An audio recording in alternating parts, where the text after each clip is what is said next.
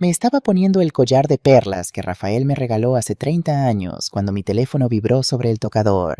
Era un domingo de mayo de esos domingos madrileños donde el sol entra perezoso por las ventanas y el aire huele a café recién hecho y a promesas. Me había levantado temprano nerviosa como una quinceañera porque mi hijo Diego me había invitado a comer después de 6 semanas sin vernos. 6 semanas. 42 días desde la última vez que abracé a mi único hijo.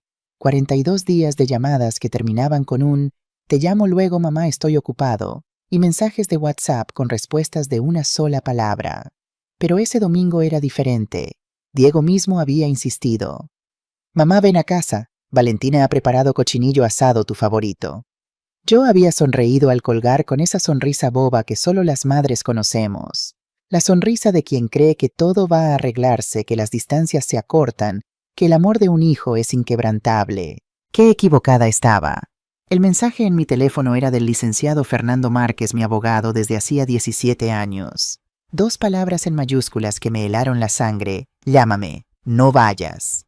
Fernando Márquez nunca escribía así. Era un hombre tranquilo, metódico, de esos que pesan cada palabra antes de pronunciarla. Lo conocía desde que me ayudó con el testamento de Rafael cuando mi marido murió de un infarto fulminante hace 14 años. Fernando había sido mi roca, mi consejero, el único hombre en quien confiaba para asuntos importantes. Y Fernando nunca jamás usaba mayúsculas. Mis dedos temblaron mientras marcaba su número. El vestido de lino azul que había elegido con tanto cuidado se me resbaló de las manos y cayó al suelo como un presagio. Alejandra, gracias a Dios, contestas. Su voz sonaba agitada, algo que nunca había escuchado en él. Fernando era el tipo de hombre que podía anunciarte el fin del mundo mientras tomaba un cortado y leía el Marca. ¿Dónde estás?, preguntó. En mi casa, Fernando. Me estoy arreglando para ir con Diego. ¿Qué pasa? No vayas. Por favor, escúchame bien. No vayas a esa casa. El collar de perlas que sostenía en la otra mano se me cayó sobre el tocador. Las perlas golpearon la madera con un sonido seco que me pareció el eco de algo rompiéndose dentro de mí. ¿De qué me hablas? Es la comida con mi hijo. Él mismo me invitó. Alejandra, he descubierto algo muy grave. Necesito que vengas a mi despacho ahora mismo. O si lo prefieres, voy yo a tu casa. Mi respiración se volvió pesada. Afuera el sol de mayo seguía brillando sobre los geranios de mi balcón, pero de repente sentí un frío que me caló hasta los huesos. Fernando, me estás asustando. ¿Qué está pasando? Hubo un silencio que duró apenas segundos, pero se sintió como una eternidad. Como cuando el médico te mira antes de darte un diagnóstico terrible. Como cuando suena el teléfono a las 3 de la mañana. Tu piso, Alejandra. Ya no es tuyo. Las piernas me fallaron.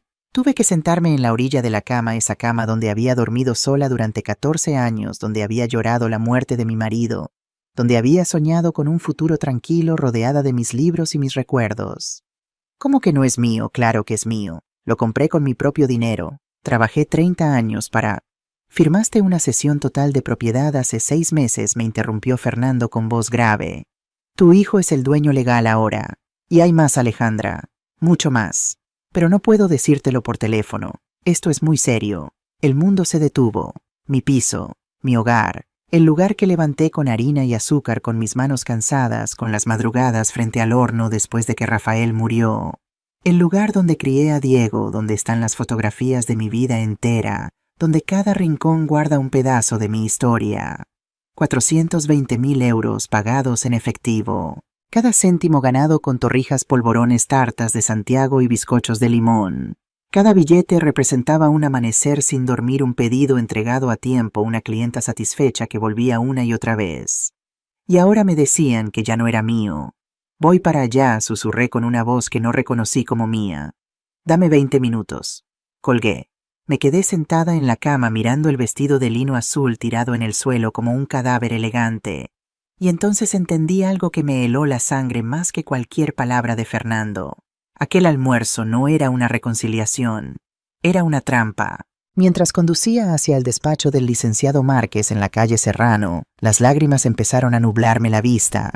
Tuve que detenerme en un semáforo de la Castellana y respirar hondo limpiándome los ojos con el dorso de la mano. La gente pasaba a mi lado paseando con sus perros, riendo, tomando cañas en las terrazas, ajena a que mi mundo acababa de colapsar. Una pareja de ancianos cruzó delante de mi coche cogidos de la mano y sentí una punzada de envidia tan profunda que me avergoncé de mí misma. Yo también había tenido eso. Rafael y yo también caminábamos así por el retiro los domingos haciendo planes para cuando nos jubiláramos soñando con viajes que nunca hicimos. Y ahora estaba sola y aparentemente sin hogar. ¿Cómo había llegado hasta aquí? Mi mente voló hacia atrás, hacia los días más oscuros de mi vida, cuando todo parecía perdido, y sin embargo encontré la fuerza para levantarme. Hace 14 años, cuando Rafael murió de un infarto fulminante en la cocina de nuestro piso alquilado en Lavapiés, me quedé con 8.000 euros en el banco y un alquiler que vencía en 2 meses. Diego acababa de cumplir 20 años. Estudiaba arquitectura en la Politécnica con una beca parcial que no cubría ni la mitad de los gastos. Era un chico brillante, mi Diego. Sacaba las mejores notas de su promoción, soñaba con diseñar edificios que cambiaran el skyline de Madrid. Y yo tenía 53 años, ninguna pensión y un vacío en el pecho que parecía tragarse todo lo demás. Recuerdo la noche del funeral. Después de que todos se fueran, después de los pésames y los abrazos y las promesas vacías de «si necesitas algo, llámame», me senté en la cocina a oscuras con una taza de manzanilla que se enfrió sin que la tocara. Diego se sentó frente a mí. Tenía los ojos rojos de llorar, pero su voz era firme cuando habló. «Mamá, voy a dejar la universidad. Puedo conseguir trabajo en...». No le interrumpí con una firmeza que me sorprendió a mí misma. «Tu padre trabajó toda su vida para que tú tuvieras oportunidades. No voy a dejar que su sacrificio sea en vano. Pero mamá, ¿cómo vamos a...?» «Yo me encargo. Tú solo estudia». No sé de dónde saqué esa seguridad. Quizás del mismo lugar del que las madres sacamos fuerzas cuando nuestros hijos nos necesitan. Quizás del recuerdo de mi propia madre que crió a 4 hijos sola después de que mi padre nos abandonara. Esa noche no dormí. Me quedé en la cocina mirando la vieja batidora KitchenAid que mi madre me había heredado antes de morir. Era un trasto blanco y pesado con el esmalte descascarillado y el motor que hacía un ruido extraño. Pero funcionaba. Vaya si funcionaba. La limpié. Engrasé el motor. Y a las 5 de la mañana, cuando el sol empezaba a teñir de rosa el cielo de Madrid, horneé mi primer bizcocho de limón. No era cualquier bizcocho. Era la receta de mi madre, la misma que ella había aprendido de su madre, la misma que generaciones de mujeres de mi familia habían perfeccionado durante décadas. Un bizcocho esponjoso húmedo con un glaseado de limón que se derretía en la boca. Lo llevé al mercado de la Latina esa misma mañana. Lo vendí por 5 euros a una señora que buscaba algo para el postre dominical. 5 euros que se convirtieron en 10 cuando la señora volvió al día siguiente pidiendo 2 bizcochos más. Y en 20. Y en 50. A la semana ya no daba abasto.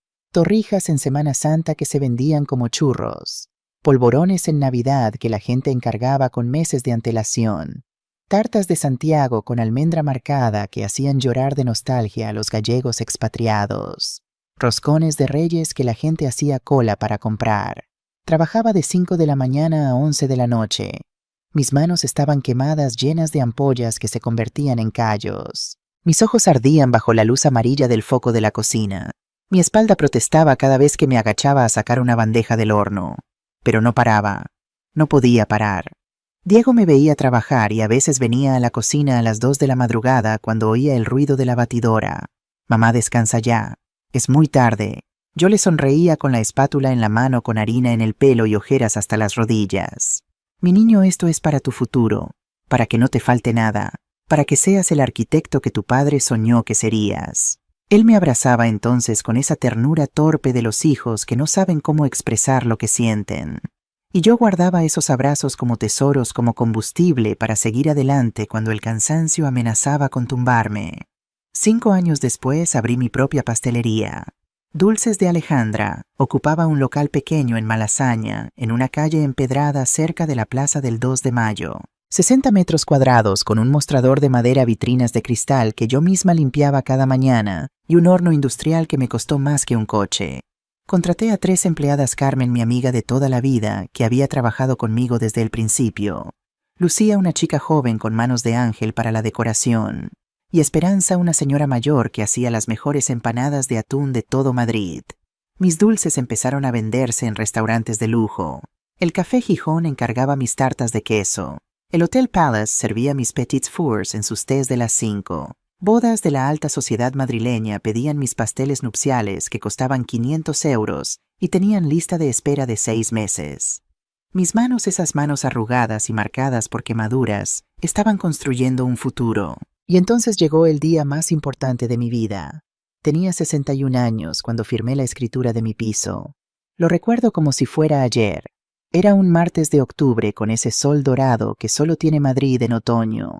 El notario, un señor calvo con gafas de pasta, leyó las condiciones mientras yo apenas podía contener las lágrimas. Un piso de 3 habitaciones en Chamberí.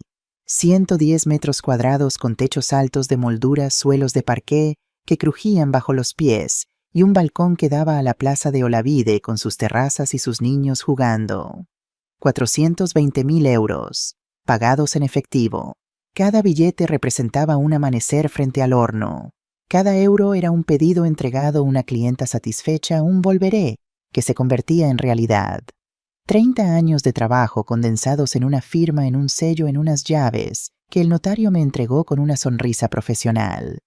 Enhorabuena, señora Vega. Es usted propietaria. Propietaria.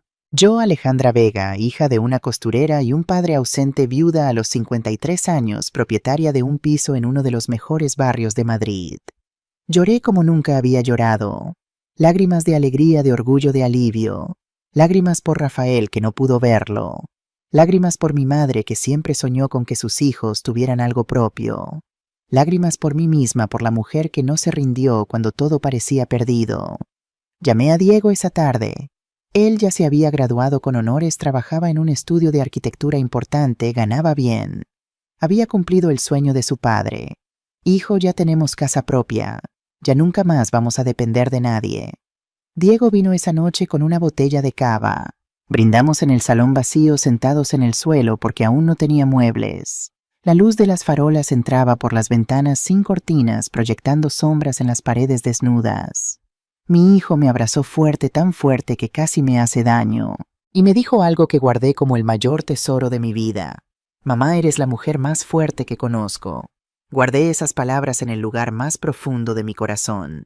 Las repetía como un mantra en los días difíciles, cuando el cansancio me vencía o cuando la soledad se hacía insoportable. Eres la mujer más fuerte que conozco. Si hubiera sabido entonces lo que esas mismas manos que me abrazaban harían 6 años después, quizás habría llorado de otra manera. Además del piso, logré ahorrar 120.000 euros. Los tenía en una cuenta de inversión a plazo fijo en el Santander. Era mi colchón, mi seguridad, mi vejez digna. Pensaba dejárselo todo a Diego algún día, pero como herencia, me entienden, como el fruto de una vida bien vivida, no como un botín arrebatado. Quería que lo recibiera cuando yo ya no estuviera, cuando pudiera mirar esos euros y recordar a su madre, la mujer que horneó cada céntimo con amor y sacrificio. Nunca imaginé que mi propio hijo querría arrebatármelo en vida. Nunca imaginé que la persona a quien di la vida intentaría quitarme la mía. Aparqué frente al edificio donde estaba el despacho del licenciado Márquez. Era uno de esos edificios señoriales de la calle Serrano con portero uniformado y ascensor de madera que olía a cera antigua. Apagué el motor y me miré en el espejo retrovisor. Tenía los ojos hinchados, el maquillaje corrido, el pelo despeinado. Parecía 10 años más vieja que cuando me había levantado esa mañana. Pero había algo más en mi reflejo. Había miedo. Miedo de confirmar que todo por lo que había luchado, todo lo que había construido con sudor y desvelos, me había sido arrebatado por las 2 personas en las que más confiaba en este mundo. Respiré hondo, tomé mi bolso, bajé del coche, porque si algo había aprendido en esta vida era esto: las batallas más duras no se pelean contra extraños, se pelean contra quienes creíste que jamás te traicionarían. Me sirvió un vaso de agua y esperó a que me sentara en el sillón de cuero verde que había frente a su escritorio. La luz de la tarde entraba por los ventanales iluminando las estanterías repletas de libros de derecho y los diplomas enmarcados en las paredes. Pero antes de contarles lo que Fernando me reveló ese día, necesito que entiendan cómo empezó todo. Cómo una mujer que yo no conocía entró en nuestras vidas y sin que me diera cuenta comenzó a destruir todo desde dentro. Hace 3 años Diego llegó a mi casa un sábado por la tarde con una sonrisa que no le veía desde hacía mucho tiempo. Venía de la mano de una mujer. Era delgada de cabello rubio, perfectamente liso, impecablemente vestida con un traje de chaqueta gris claro que debía costar más que mi nevera. Llevaba tacones altísimos que hacían clac clac sobre mi suelo de parqué, un bolso de marca que reconocí de las revistas y un perfume caro que inundó mi salón en cuanto entró. «Mamá, ella es Valentina», dijo mi hijo con esa voz emocionada de quien presenta algo importante. «Es economista, trabaja en una firma de consultoría financiera». Valentina me tendió la mano. No me abrazó, no me besó en las mejillas como es costumbre en España. Solo una mano fría y un apretón medido profesional como si estuviera cerrando un negocio. «Señora Alejandra, qué gusto conocerla. Diego me ha hablado mucho de usted. Me cayó bien al principio. O quizás me obligué a que me cayera bien porque veía a mi hijo feliz. Hacía años que no lo veía así. Desde que su última novia lo dejó por otro Diego, se había vuelto más serio, más encerrado en su trabajo, más ausente en nuestras conversaciones. Valentina parecía exitosa, inteligente, de esas mujeres que saben lo que quieren. Pensé, qué bueno que mi hijo ha encontrado a alguien que lo impulse, que lo acompañe, que esté a su altura. No sabía que lo que ella quería era exactamente lo que yo había construido. Los primeros meses fueron normales. Venían a visitarme los domingos, comíamos paella o cocido, hablábamos de sus trabajos y sus planes. Valentina siempre traía postres de alguna pastelería francesa carísima, de esos que cuestan 15 euros por ración y vienen en cajitas con lazos. Yo le ofrecía mi bizcocho de limón casero, mis rosquillas fritas, mis natillas con canela. Pero ella apenas probaba un bocadito y lo dejaba en el plato con una sonrisa educada. «Es que estoy cuidando la línea, señora Alejandra», decía, tocándose la cintura inexistente. «Pero tiene una pinta estupenda de verdad». Y entonces empezaron los comentarios. Sutiles al principio, envueltos en palabras amables, pero comentarios al fin. Un domingo, mientras tomábamos café en mi salón, Valentina miró alrededor con esa expresión de quien evalúa una propiedad. «Señora, este piso tiene muchísimo potencial. Con una reforma podría valer el doble. Estos muebles de madera oscura son muy tradicionales, pero si los cambiara por algo más moderno, más minimalista, imagínese el cambio». Yo sonreí incómoda, acariciando el reposabrazos del sofá donde Rafael y yo habíamos visto tantas películas juntos. «Me gustan así. Cada mueble tiene su historia». Claro, claro», respondió ella tocándose el pelo perfectamente planchado. «Es solo que bueno, a veces aferrarse al pasado nos impide crecer. ¿No cree?» Diego no dijo nada. Solo bebió su café en silencio, mirando por la ventana como si la conversación no fuera con él. Otro domingo, mientras yo preparaba croquetas en la cocina, Valentina entró y se apoyó en la encimera con los brazos cruzados. «Señora Alejandra, usted ya tiene un plan de jubilación estructurado porque con su edad debería estar pensando en inversiones más seguras, en diversificar su patrimonio». «Tengo mis ahorros», respondí sin dejar de remover la bechamel. «Y mi negocio todavía da para vivir bien». «Ah, sí, la pastelería», dijo ella con un tonito que no me gustó. «Es muy casera. Pero dígame, ¿ha pensado qué pasará cuando ya no pueda trabajar, cuando sus manos ya no respondan como antes?» Se me hizo un nudo en la garganta, porque era una pregunta que yo misma me había hecho en las noches de insomnio, cuando el dolor de la artritis me despertaba y tardaba minutos en poder cerrar el puño. «Por eso ahorro», dije con firmeza. «Y por eso tengo este piso, es mi seguridad». Valentina asintió lentamente como si estuviera tomando nota mental de algo. «Por supuesto. Pero ¿sabe qué sería más inteligente poner ese piso a nombre de Diego desde ahora? Así cuando cuando llegue el momento no habrá problemas legales ni impuestos que pagar. Todo quedaría en familia protegido». Algo en mi interior se erizó. Una alarma antigua primitiva que las mujeres de mi generación aprendimos a ignorar por educación, por cortesía, por no parecer desconfiadas.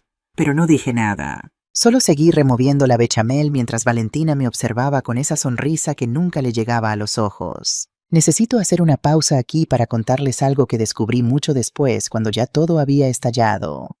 Valentina Serrano no era simplemente una mujer ambiciosa. Era una mujer rota que intentaba llenar su vacío con dinero. Su madre Dolores la abandonó cuando tenía 8 años. Se fue con un amante a Canarias y nunca volvió. Ni una llamada, ni una carta, ni un mensaje en cumpleaños. Nada. El padre de Valentina, un hombre bueno pero derrotado, la crió solo hasta que murió de un cáncer de páncreas cuando ella tenía 19 años.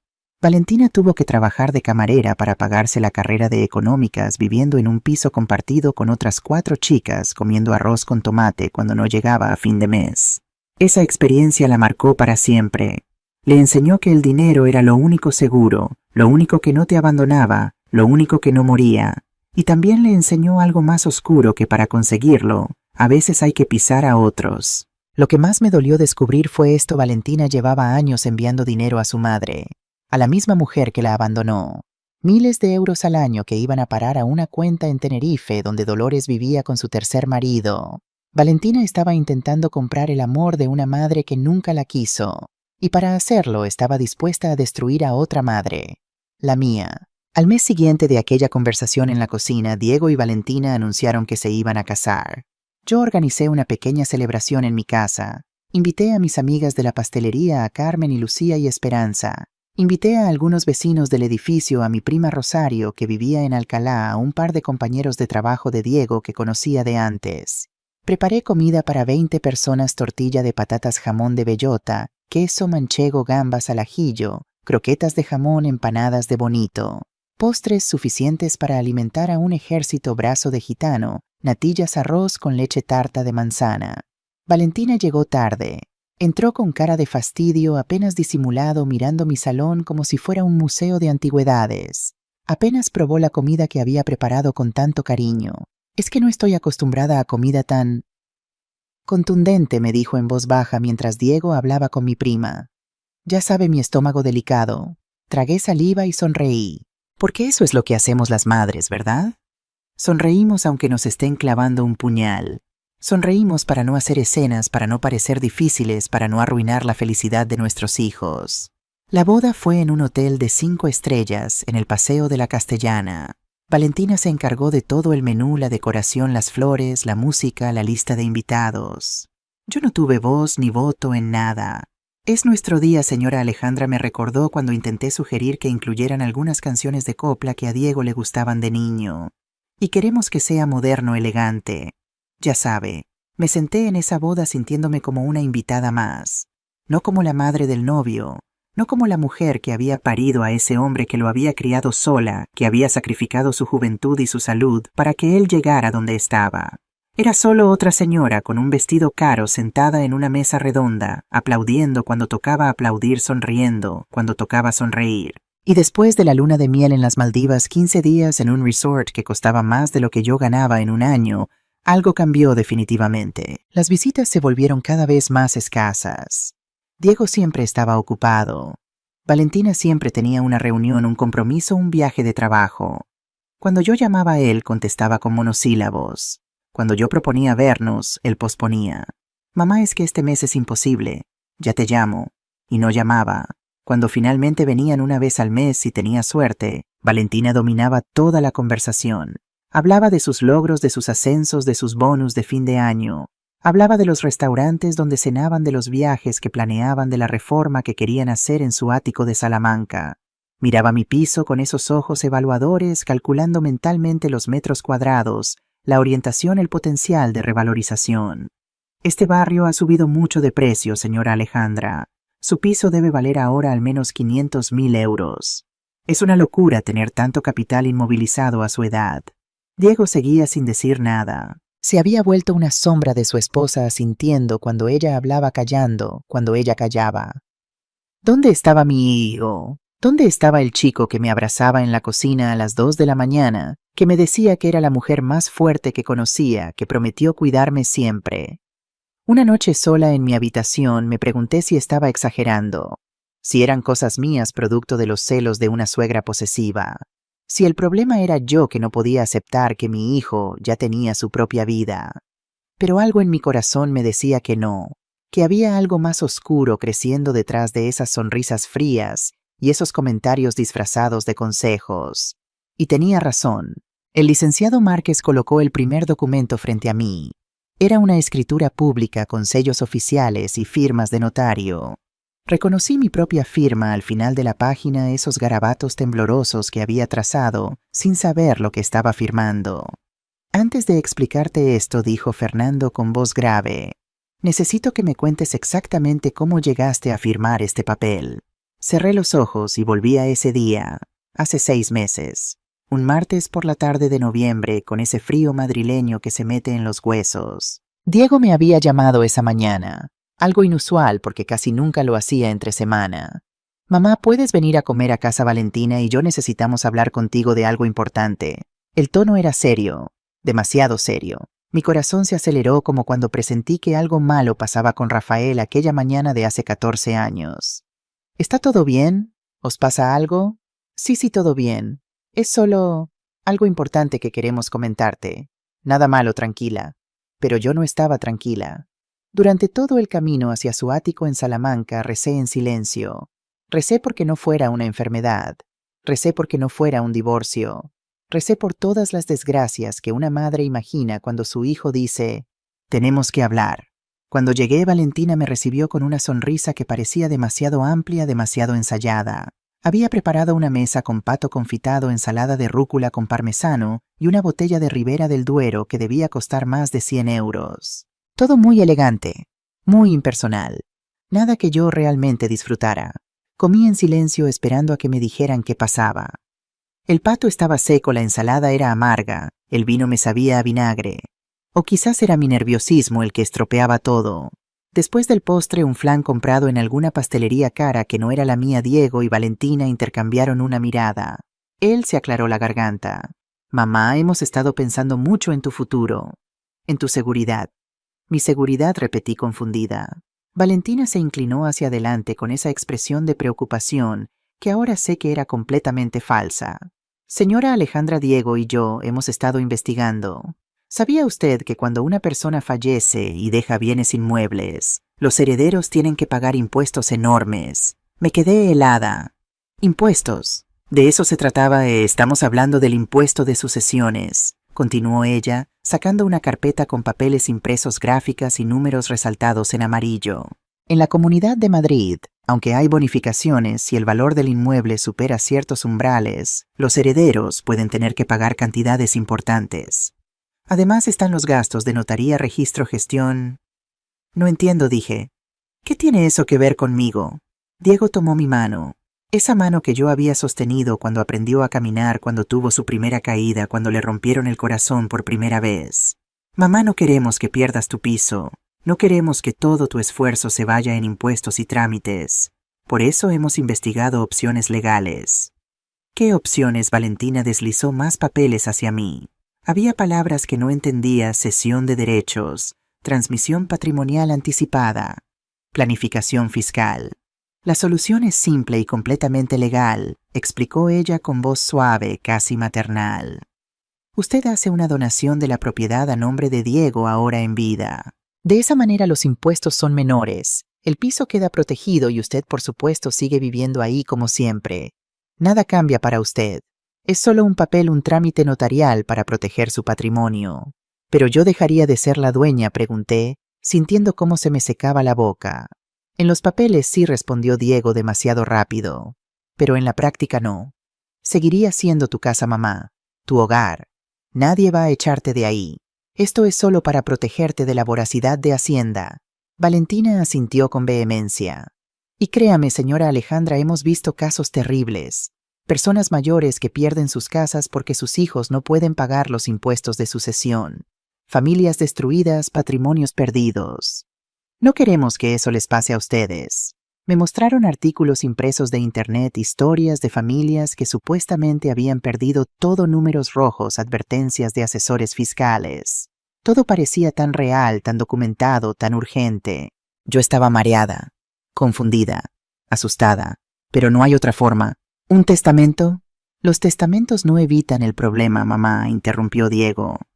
«Al contrario, lo complican. Esto es lo más seguro. Además, ya he hablado con un notario amigo mío. Está todo preparado. Solo necesitamos tu firma». «¿Ya has hablado con un notario?», repetí, sintiendo una alarma en mi pecho. «Para agilizar el proceso», explicó Valentina. «Estos trámites pueden tardar meses, pero si usted firma esta semana quedamos todos protegidos. Su piso queda protegido». Diego apretó mi mano con cariño, con esa ternura que conocía desde que era un bebé. «Mamá, confía en mí. Esto es lo mejor para ti, para todos nosotros». Y ahí estuvo mi error. Mi error monumental, imperdonable, irreversible. Confié porque era mi hijo, porque pensé que nadie en el mundo me protegería mejor que él, porque asumí que su amor por mí era tan inquebrantable como el mío por él. 2 días después firmé ante notario. Era un hombre mayor, calvo, con gafas gruesas que le hacían parecer un búho. Leyó los documentos rápidamente en ese tono monótono de quien ha leído miles de escrituras iguales. Señaló dónde poner mi firma, y yo obedecí como una autómata escribiendo mi nombre en los espacios marcados con una X. Valentina y Diego estaban ahí sonrientes tranquilos. Él me dio un beso en la mejilla cuando terminamos. Ella me estrechó la mano con esa frialdad de siempre. Ha hecho lo correcto, señora Alejandra. Ahora puede estar tranquila. El notario me dio una copia de los papeles. Enhorabuena, dijo. Ha realizado un acto de gran amor y previsión hacia su hijo. Salí de aquel despacho sintiendo un vacío extraño en el estómago, una sensación de que algo no estaba bien, de que había cometido un error que no podía nombrar. Pero me convencí de que eran paranoias de vieja, nervios sin fundamento. Guardé los papeles en un cajón de mi cómoda debajo de los jerseys de invierno y traté de no pensar más en ello. Hasta ese domingo de mayo, hasta ese mensaje de Fernando Márquez. Abrí los ojos y miré al licenciado Márquez. Él tenía la mandíbula tensa, los puños cerrados sobre el escritorio. Alejandra dijo con voz ronca: lo que firmaste no fue una protección. Fue una cesión total, absoluta e irrevocable de la propiedad. Tu piso ya no te pertenece. Diego es el único dueño legal. Y si él quisiera venderlo, alquilarlo, hipotecarlo o echarte a la calle, puede hacerlo sin tu consentimiento. Las palabras cayeron sobre mí como piedras. Pero él me dijo, me prometió. Te mintieron, sentenció Fernando. Y hay más. Sacó otro documento, un extracto bancario con el logo del BBVA. Hace 3 meses Diego solicitó un préstamo hipotecario usando tu piso como garantía. 280.000 euros. Ya los tiene en su cuenta. El mundo dejó de girar. ¿Qué están endeudando tu casa, Alejandra? Y si no pagan el banco, se la queda. Pero no es solo eso. Fernando sacó su teléfono. Me mostró capturas de pantalla de una conversación de WhatsApp. Un contacto en el banco, alguien que le debía un favor, se las había pasado. Son mensajes entre Valentina y una amiga suya. Leí, y con cada palabra sentí cómo se me partía el alma. Valentina, ya casi nos libramos de la carga. La vieja firmó todo. Amiga, ¿y ahora qué? Valentina, ahora solo falta sacarla del piso y reformarlo.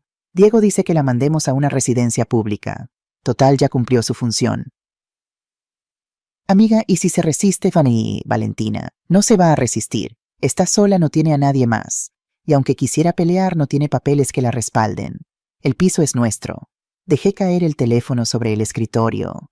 Las lágrimas brotaron sin control, quemándome las mejillas, ahogándome la voz. Mi hijo, mi único hijo, el niño que cargué en mi vientre durante 9 meses, al que alimenté de mi pecho cuando no tenía ni para comer yo, al que vestí con ropa que yo misma cosía, al que eduqué y protegíame con cada fibra de mi ser durante 34 años. Me había vendido por 280.000 euros. Hay más, dijo Fernando, aunque yo ya no creía poder soportar nada más. Me mostró otra captura, una conversación entre Diego y un agente inmobiliario. Diego, ¿en cuánto podemos poner el piso, agente? En esa zona Chamberí con esas características podemos pedir 550.000 euros fácilmente. Se vende rápido. Diego, perfecto. Pero necesito sacar primero a la ocupante actual. ¿Conoces abogados que manejen desahucios rápidos? Agente, claro, te paso contactos. Con el dinero correcto en 3 meses lo tienes vacío. Mi hijo me estaba llamando ocupante. Como si yo fuera una extraña, una inquilina molesta, un obstáculo para su enriquecimiento, no una madre, no la mujer que le dio la vida, solo un problema que resolver.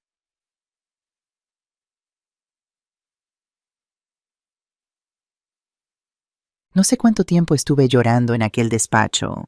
Fernando me sirvió una tila que no pude tomar.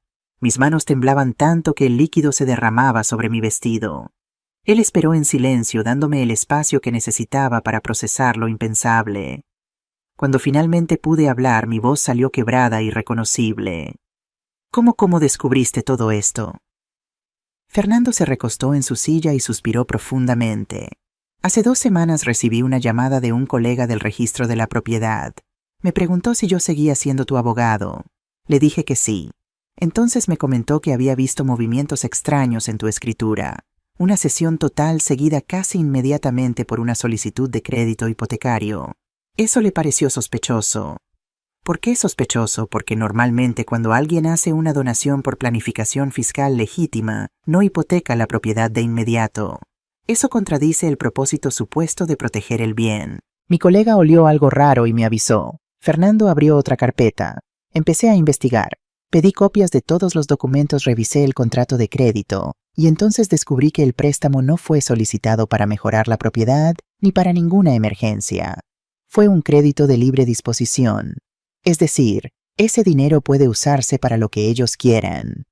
Para lo que quieran, repetí sintiendo náuseas. Exacto. Pueden comprarse un coche, irse de vacaciones de lujo, invertir en otro negocio. Lo que sea. Y tú, Alejandra, aunque ya no eres la dueña legal, quedas como la perjudicada final. Si ellos no pagan el banco, ejecuta la hipoteca y remata el piso. Tú pierdes tu hogar y ellos se quedan con el dinero que ya gastaron.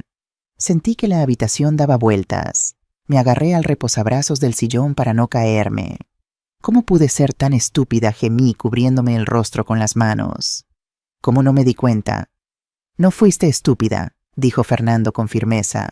Fuiste manipulada. Ellos usaron tu amor, tu confianza y tu miedo contra ti. Eso no es estupidez, Alejandra. Eso es abuso. La palabra quedó flotando en el aire como una bofetada. Abuso, mi propio hijo me estaba abusando. El almuerzo de hoy, dije de pronto conectando las piezas. ¿Por qué me invitaron hoy específicamente? Fernando sacó un último documento. Porque mañana lunes vence el plazo para que tú firmes una renuncia formal al derecho de usufructo y habitación sobre la propiedad. Es el último papel que necesitan para tener control absoluto. Usufructo, cuando hiciste la donación, aunque cediste la propiedad, técnicamente conservabas el derecho a vivir en ella. Es algo que a veces se incluye automáticamente en este tipo de transmisiones, aunque en tu caso fue redactado de forma muy ambigua. Pero si firmas esa renuncia, se acabó. Pueden sacarte legalmente cuando quieran. Ahora todo tenía sentido. La invitación repentina después de semanas de silencio. El cochinillo asado, supuestamente mi favorito. Las sonrisas, la amabilidad fingida. Todo era parte de un plan para ablandarme, para que llegara confiada, feliz, agradecida. Y después del postre sacarían unos papelitos para que yo firmara sin leer, creyendo que eran documentos menores, trámites sin importancia. Y yo habría firmado mi propia sentencia de desahucio. Pero tú me avisaste a tiempo, dije mirando a Fernando con gratitud infinita. Me salvaste de firmar eso. Por ahora, respondió él. Pero Alejandra, ellos no se van a rendir. Cuando no aparezcas hoy, cuando no firmes mañana, van a presionarte. Van a buscarte. Van a intentar convencerte de todas las formas posibles. ¿Qué hago entonces?, pregunté sintiéndome pequeña, vulnerable, rota. Fernando juntó sus manos sobre el escritorio. Me miró con esos ojos de abogado veterano que había visto de todo en 40 años de profesión. Tienes dos opciones. La primera, aceptar lo que pasó, negociar con ellos algún acuerdo donde te permitan vivir en el piso hasta que mueras y rezar porque cumplan su palabra. Hizo una pausa. La segunda es pelear. Reunir pruebas, grabarlos si es necesario, demostrar que te engañaron y recuperar lo que es tuyo legalmente. Tengo posibilidades reales de ganar. Si haces exactamente lo que te diga, si eres valiente y estratégica, sí. Hay una ley de protección de las personas mayores que penaliza la violencia patrimonial. Si demostramos que hubo manipulación y abuso, podemos solicitar la nulidad de la donación. Y si no lo conseguimos, entonces al menos habrás peleado. Al menos habrás dicho: no me dejé pisotear sin luchar.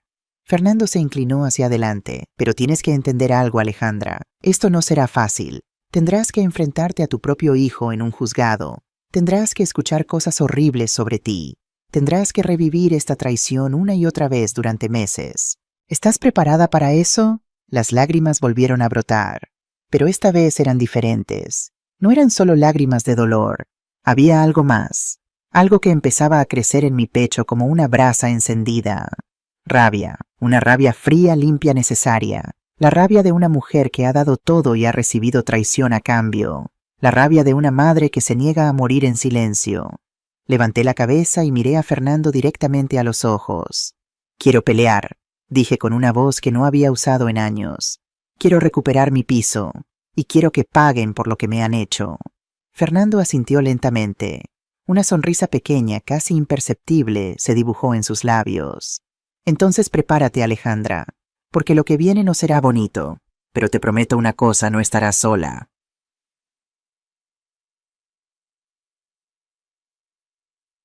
Salí de aquel despacho cuando el sol ya se escondía detrás de los edificios de Serrano.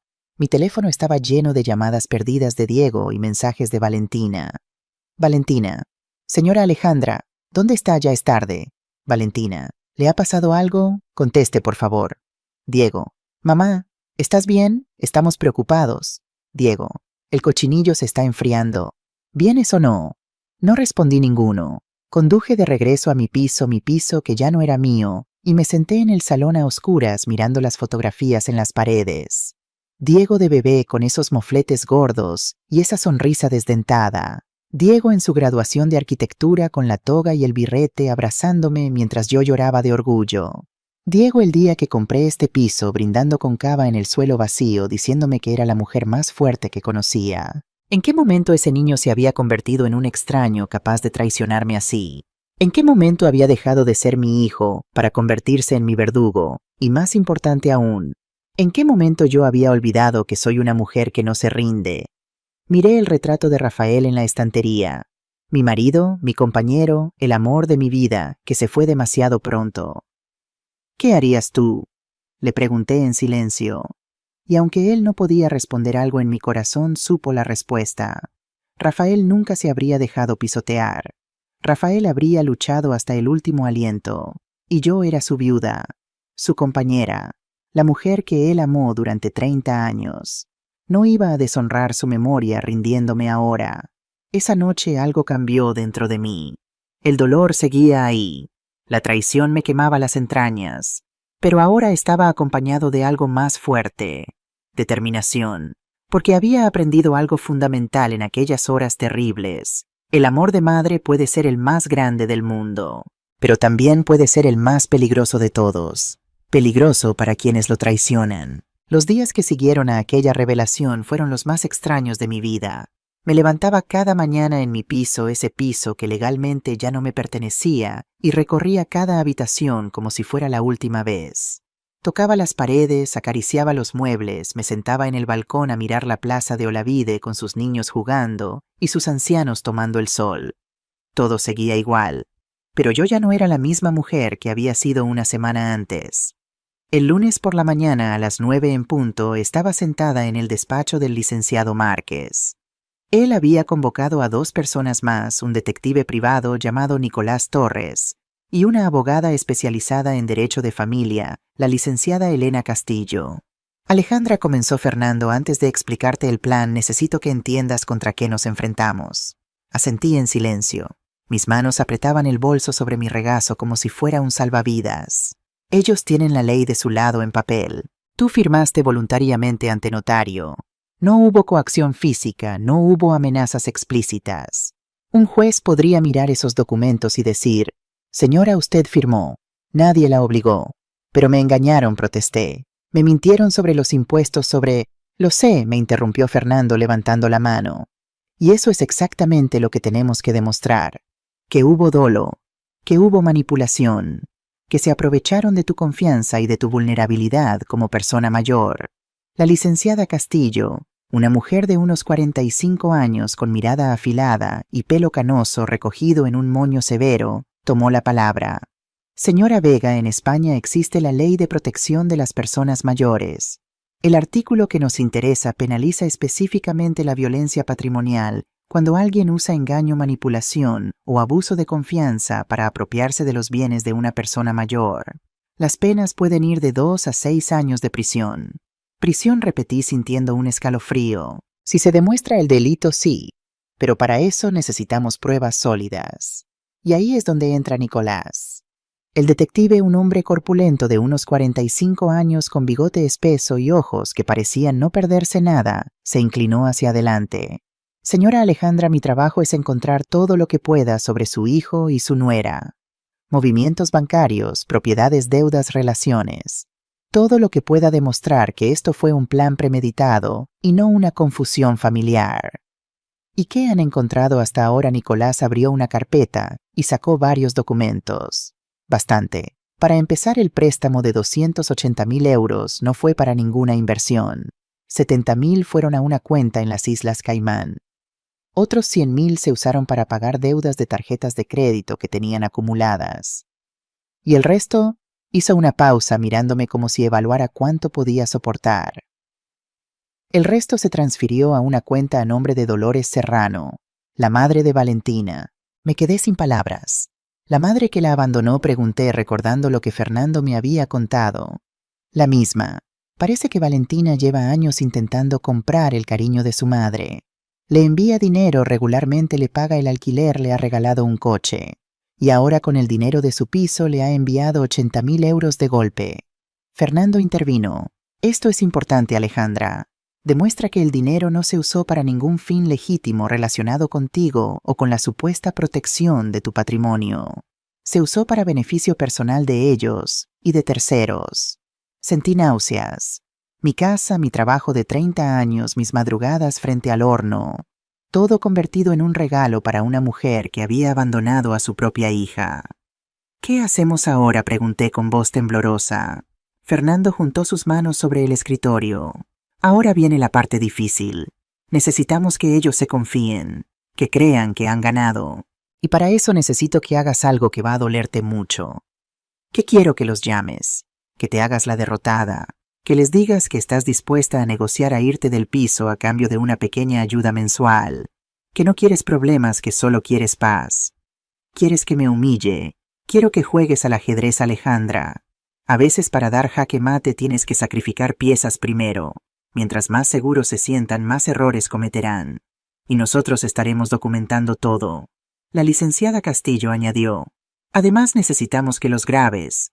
Cualquier conversación donde admitan el plan, donde hablen de sus verdaderas intenciones. En España grabar una conversación en la que tú participas es legal. Esas grabaciones pueden usarse como prueba en un juicio. Miré a los 3 profesionales frente a mí. Fernando, que me conocía desde hacía 17 años. Elena con su mirada de halcón, Nicolás con sus carpetas llenas de secretos. ¿De verdad creen que podemos ganar? Fernando me sostuvo la mirada. Creo que tienes más posibilidades de las que ellos imaginan. Y creo que mereces luchar por lo que es tuyo. Respiré hondo. Pensé en Rafael. Pensé en mi madre. Pensé en todas las mujeres que como yo habían sido traicionadas por quienes más amaban. Está bien, dije finalmente. Díganme exactamente qué tengo que hacer. Esa misma tarde, con el teléfono en modo altavoz y la grabadora activada, llamé a Diego. Puse en mi voz todo el cansancio que realmente sentía. No tuve que fingir mucho. Mamá, contestó él sorprendido. ¿Dónde estuviste ayer? Te esperamos toda la tarde. Hijo, dije con voz quebrada. Perdóname. Me sentí muy mal de repente. Creo que fue algo que comí. Me tuve que quedar en casa. Y no podías haber llamado. Nos tenías preocupados. Preocupados. La palabra me sabía a ceniza en la boca. Lo sé, lo siento. Pero hijo, necesito hablar contigo. He estado pensando mucho y... creo que tenéis razón. Hubo un silencio al otro lado. Casi podía escuchar los engranajes de su cerebro calculando. ¿Razón en qué? En todo. Ya estoy mayor. Ese piso es demasiado grande para mí sola. El mantenimiento, las escaleras, la soledad. Quizás lo mejor sea que me busque algo más pequeño, algo más manejable. Mamá. Su voz sonaba cautelosa, como si no se atreviera a creer lo que oía. Solo os pido una cosa, continué, dejando que las lágrimas reales, porque el dolor era real, tiñeran mi voz. No me mandéis a una residencia pública. Dejadme buscar un pisito pequeño que pueda alquilar. Y dadme una ayuda mensual para los gastos. No mucho, solo lo suficiente para vivir con dignidad. ¿Cuánto necesitarías? Demasiado rápido, pensé. Contesta demasiado rápido. Unos 1.000 euros al mes. Para el alquiler, la comida, las medicinas. Escuché voces de fondo. Valentina hablando, aunque no pude entender qué decía. Luego Diego volvió al teléfono. Está bien, mamá. Podemos hacer eso. Pero necesito que firmes los papeles que te íbamos a dar el domingo. Los de la renuncia. ¿Qué papeles eran exactamente? Nada importante. Solo un trámite para regularizar la situación del piso. Cosas de notaría. Mentiroso, pensé. Mi propio hijo mintiéndome a la cara. Está bien, dije con voz sumisa. ¿Cuándo podemos vernos? ¿Qué tal el viernes a las 11 en el despacho del notario? Firmamos los papeles y luego te invitamos a comer para celebrar que todo se ha solucionado. Celebrar. Iban a celebrar que me quitaban mi casa. El viernes. Perfecto. Allí estaré. ¿Y mamá? Su voz se suavizó adoptando ese tono cariñoso que conocía desde que era niño. Gracias por ser razonable. Esto es lo mejor para todos. Colgué antes de que pudiera notar el temblor en mi voz. Fernando, que había escuchado todo, tenía una sonrisa satisfecha. Perfecto. Acabas de darles la soga con la que se van a... El jueves por la noche, víspera del encuentro en la notaría, recibí una llamada de Valentina. Estaba preparada. La grabadora de mi teléfono ya estaba activada. Fernando me había enseñado a usarla sin que se notara. Señora Alejandra, ¿cómo está su voz? Sonaba dulce, casi maternal. El tipo de dulzura que usan las serpientes antes de morder. Bien, Valentina. Cansada, pero bien. Diego me contó de su conversación. Quiero que sepa que tomó una decisión muy sabia. Nosotros no somos malas personas, señora. Solo queremos lo mejor para todos. Lo sé, hija, dije, y la palabra hija me quemó la lengua como ácido. Los 1.000 euros mensuales están garantizados. Y si necesita ayuda para buscar piso, yo conozco a varios agentes inmobiliarios que pueden conseguirle algo bonito y económico. Gracias, Valentina. Eres muy amable. Es lo mínimo que podemos hacer. Después de todo, usted es la madre de Diego. Familia, familia. La palabra sonaba obscena en su boca. Solo tengo una pregunta, dije, siguiendo el guión que Fernando me había preparado. El piso. ¿Qué vais a hacer con él? Hubo una pausa brevísima, casi imperceptible. Bueno, aún no lo hemos decidido. Quizás lo reformemos. Quizás lo alquilemos. Ya veremos. ¿No lo vais a vender? Otra pausa. Venderlo no, que va.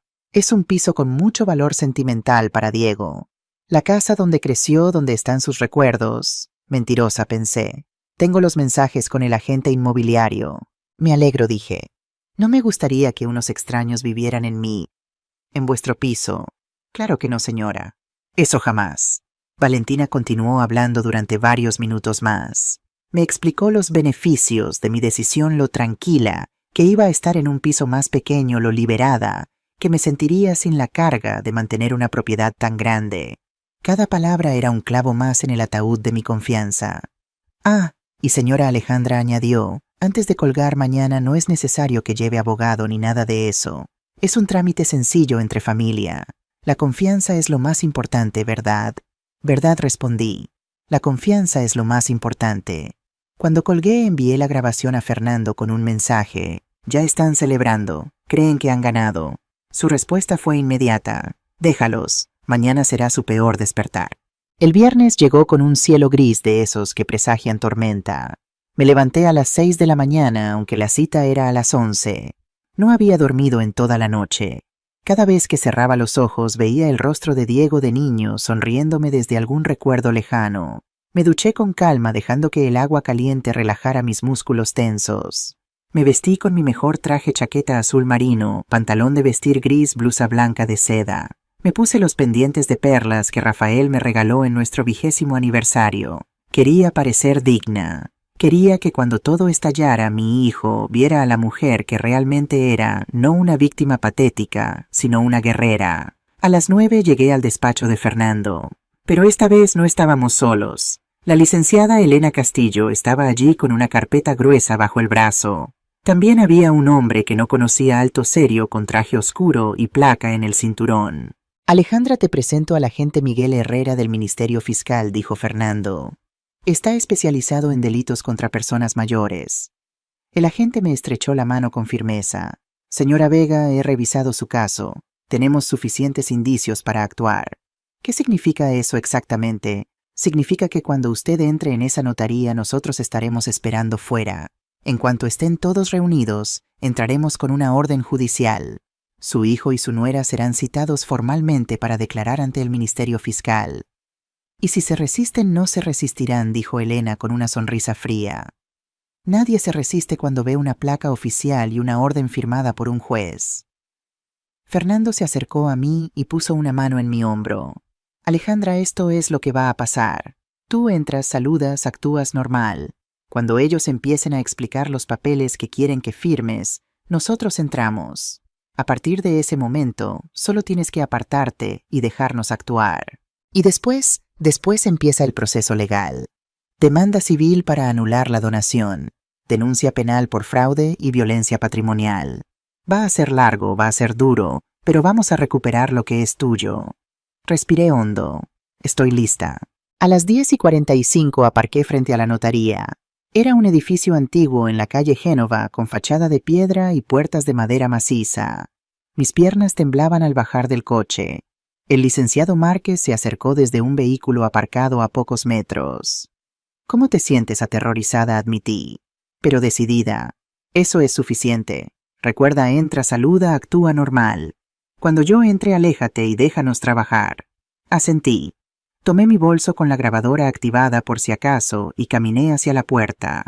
Cada paso se sentía eterno, como caminar hacia un patíbulo, o quizás hacia una liberación. El portero me abrió con una sonrisa profesional.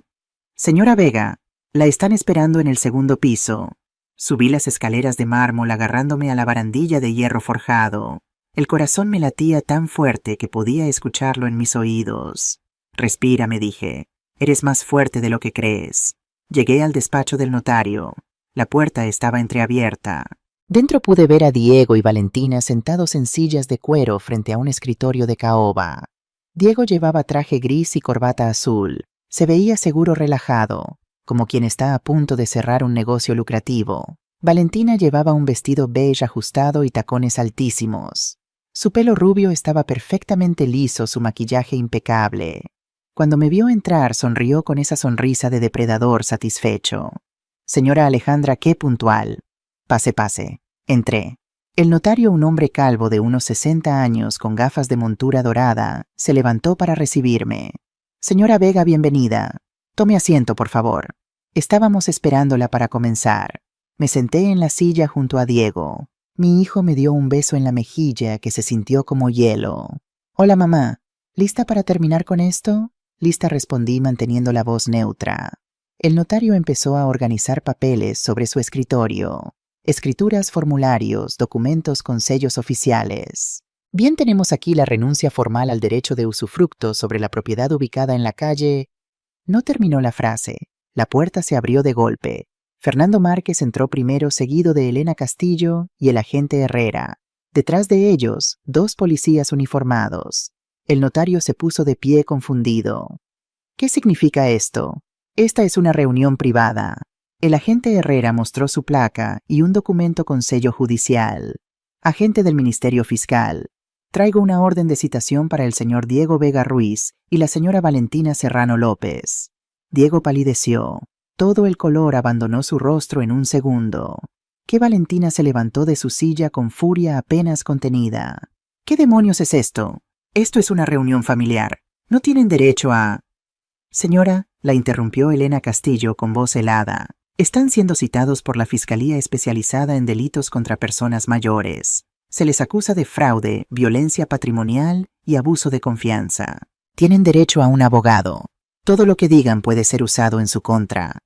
El silencio que siguió fue ensordecedor. Diego me miró. Sus ojos, esos ojos marrones que yo había adorado desde el día que nació, estaban llenos de shock, de miedo, de algo que casi parecía traición. Traición. Él se sentía traicionado. Por mí. La ironía era tan amarga que casi me hace reír. Mamá susurró. ¿Qué has hecho? Me levanté lentamente. Lo miré directamente a los ojos, sin pestañear, sin temblar. Lo que debía hacer hace 6 meses, Diego. Defenderme. Valentina intentó acercarse a mí, pero el agente Herrera se interpuso. Señora, por favor, no se acerque a la denunciante. Denunciante, escupió Valentina con desprecio. Esta vieja loca nos está denunciando. Ella firmó voluntariamente. Tenemos los papeles. Esto es legal. Fernando sacó su teléfono y pulsó un botón. La voz de Valentina llenó la habitación clara y nítida. Ya casi nos libramos de la carga. La vieja firmó todo. Ahora solo falta sacarla del piso y reformarlo. Y luego la mandamos a una residencia pública. Total, ya cumplió su función. Valentina se quedó muda. Su rostro, siempre tan controlado, se descompuso. Elena Castillo dio un paso adelante. También tenemos las conversaciones con el agente inmobiliario sobre la venta del piso. y los registros bancarios que muestran a dónde fue el dinero del préstamo hipotecario, incluyendo los 80.000 euros que enviaron a la madre de la señora Serrano. Eso es... Valentina balbuceaba buscando palabras que no encontraba. Eso es prueba de fraude, completó Fernando, y de que el dinero obtenido mediante engaño se usó para beneficio personal, no para ningún fin relacionado con la supuesta protección patrimonial que le vendieron a mi clienta. Diego no había dicho una palabra desde mi respuesta. Seguía mirándome con el rostro desencajado como si viera a una extraña. Mamá repitió y su voz sonó como la de un niño perdido. ¿Cómo pudiste hacernos esto? Sentí que las lágrimas querían salir, pero las contuve. No iba a llorar. No delante de él. No ahora. Haceros esto, repetí lentamente. Diego, tú me llamaste ocupante. Planeabas echarme a la calle. Querías meterme en una residencia pública para quedarte con mi casa. Eso no es... Tengo las grabaciones, Diego. Tengo los mensajes. Tengo las pruebas de todo. Así que no me digas qué es y qué no es. El agente Herrera se acercó a ellos. Señor Vega, señora Serrano, tienen que acompañarnos. Pueden llamar a un abogado desde la fiscalía. Valentina se volvió hacia Diego con furia. Haz algo, di algo. No te quedes ahí parado como un idiota. Pero Diego no se movió. Parecía en shock, incapaz de procesar lo que estaba pasando. Los policías se acercaron. Uno de ellos tomó a Valentina del brazo con firmeza pero sin violencia. Señora, por favor, acompáñenos. ¡Esto es un atropello!, gritó ella mientras la conducían hacia la puerta. Voy a denunciaros a todos. Esto es ilegal. Mi abogado va... Su voz se fue apagando mientras la sacaban del despacho. Diego se levantó lentamente. Antes de salir se volvió hacia mí una última vez. Mamá dijo, y había algo roto en su voz. Después de todo lo que hice por ti. No pude evitarlo. La risa amarga escapó de mis labios. Todo lo que hiciste por mí. Diego, yo te di la vida. Te crié sola. Trabajé 30 años para que no te faltara nada. ¿Y tú qué hiciste por mí, robarme mi casa? Él no respondió. Bajó la cabeza y salió del despacho escoltado por el segundo policía. Me quedé sola en aquella oficina rodeada de papeles que ya no significaban nada. Fernando se acercó y puso una mano en mi hombro. Lo hiciste muy bien, Alejandra. Lo más difícil ya pasó. Pero no era cierto. Lo más difícil apenas empezaba. Porque había ganado esta batalla, sí. Pero al mirar la puerta por donde mi hijo acababa de salir, supe que había perdido algo que ningún juicio podría devolverme. Los 3 meses siguientes fueron un infierno. Cada semana tenía que presentarme en alguna oficina gubernamental, la fiscalía, el juzgado de primera instancia, el registro de la propiedad. Declaraciones, ratificaciones, careos, peritajes psicológicos. Un desfile interminable de trámites que me dejaban agotada física y emocionalmente. Diego y Valentina contrataron a un abogado caro, muy caro. Un tipo con traje italiano de 3.000 euros y sonrisa de tiburón que cobraba 500 euros la hora y que intentaba intimidarme cada vez que nos cruzábamos en los pasillos del juzgado. Señora Vega, me decía con voz melosa, esto todavía puede resolverse de forma amistosa. Piense en su hijo. ¿De verdad quiere arruinarle la vida por un malentendido? Yo lo miraba sin pestañear. No fue un malentendido. Fue un robo planificado. Y yo no arruiné la vida de mi hijo. Él arruinó la mía. El abogado suspiraba teatralmente y se alejaba moviendo la cabeza como si yo fuera una vieja testaruda que no entendía nada. Pero yo entendía perfectamente. Entendía que estaban asustados. Durante ese tiempo no volví a hablar con Diego directamente. Él intentó llamarme 2 veces. La primera vez dejó un mensaje de voz que borré sin escuchar completo. La segunda vez simplemente colgué cuando vi su nombre en la pantalla. No podía. Todavía no. Valentina, en cambio, no se dio por vencida tan fácilmente. Una noche a las 3 de la madrugada mi teléfono empezó a vibrar con mensajes de WhatsApp, uno tras otro como una ametralladora de veneno. Valentina, vieja miserable. Valentina, te vas a arrepentir de esto. Valentina, voy a destruir todo lo que amas. Valentina, crees que has ganado. No tienes ni idea de con quién te has metido. Valentina, Diego te odia. Lo has perdido para siempre. Valentina, vas a morir sola como la perra que eres. Los mensajes seguían llegando, cada uno más agresivo que el anterior. Insultos, amenazas, predicciones de desgracias. El odio destilaba en cada palabra, en cada emoji furioso, en cada mayúscula. No respondí. Los guardé todos, hice capturas de pantalla y a la mañana siguiente se los envié a Fernando. Su respuesta fue inmediata. Perfecto. Intimidación a testigo. Esto le suma más cargos. Esa misma semana Valentina fue citada nuevamente para declarar sobre los mensajes. Su abogado alegó que había sido un momento de debilidad emocional y que su clienta estaba pasando por una crisis de ansiedad. El juez no se lo tragó.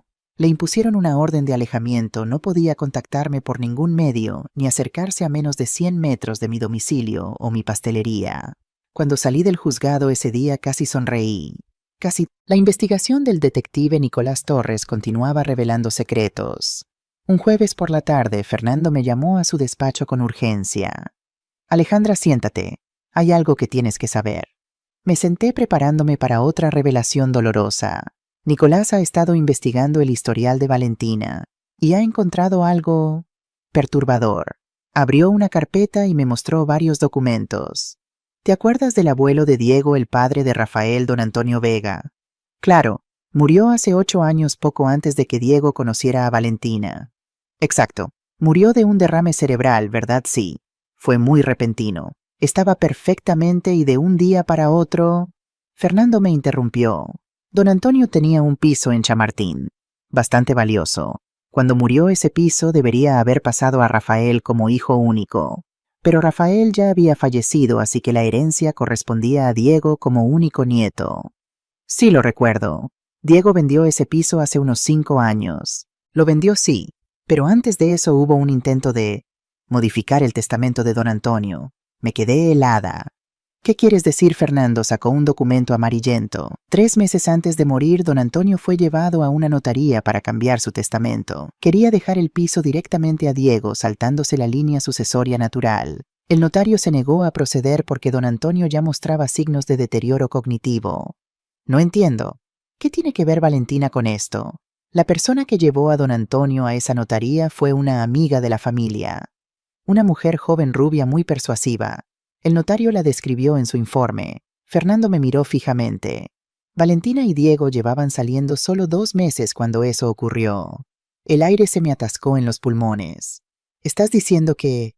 Estoy diciendo que esto no es la primera vez que Valentina intenta manipular a alguien mayor para obtener beneficios económicos. Con don Antonio no funcionó porque el notario fue más cuidadoso.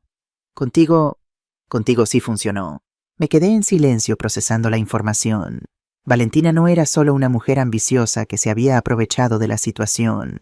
Era una depredadora, una especialista en identificar víctimas vulnerables y manipularlas. Y yo había sido su presa perfecta. Hay más, continuó Fernando. Nicolás ha descubierto que Valentina tiene deudas acumuladas con varias entidades financieras. Créditos personales, tarjetas al límite, una línea de crédito impagada. En total debe más de 60.000 euros. Y Diego no sabía nada de esto. Es posible que no, o es posible que sí y prefiriera mirar hacia otro lado. De cualquier manera, esto explica la urgencia por conseguir dinero. No solo querían enriquecerse, necesitaban el dinero para tapar agujeros. Sentí una mezcla de emociones que no sabía nombrar. Rabia sí, pero también algo parecido a la pena. Pena por Diego, que se había dejado arrastrar por una mujer que solo lo veía como un medio para un fin. Pena por Valentina, que llevaba toda su vida intentando llenar un vacío con dinero que nunca sería suficiente. Y pena por mí misma, que había quedado atrapada en medio de todo aquello. ¿Esto cambia algo en el caso?, pregunté. Refuerza el argumento de premeditación, respondió Fernando. Demuestra que Valentina tenía un patrón de comportamiento, que esto no fue un error de juicio, sino una estrategia deliberada. Asentí lentamente. ¿Y ahora qué? Ahora esperamos la fecha del juicio. El juez ya tiene todos los elementos. En unas semanas tendremos la vista oral. Las noches eran lo peor. Me despertaba a las 3 de la madrugada empapada en sudor, con el corazón latiendo desbocado. Siempre el mismo sueño Diego de niño perdiéndose en una multitud. Yo gritando su nombre, buscándolo desesperadamente entre caras desconocidas. Y cuando finalmente lo encontraba, él me miraba con ojos fríos y decía: «No te conozco». Me levantaba entonces y vagaba por el piso a oscuras.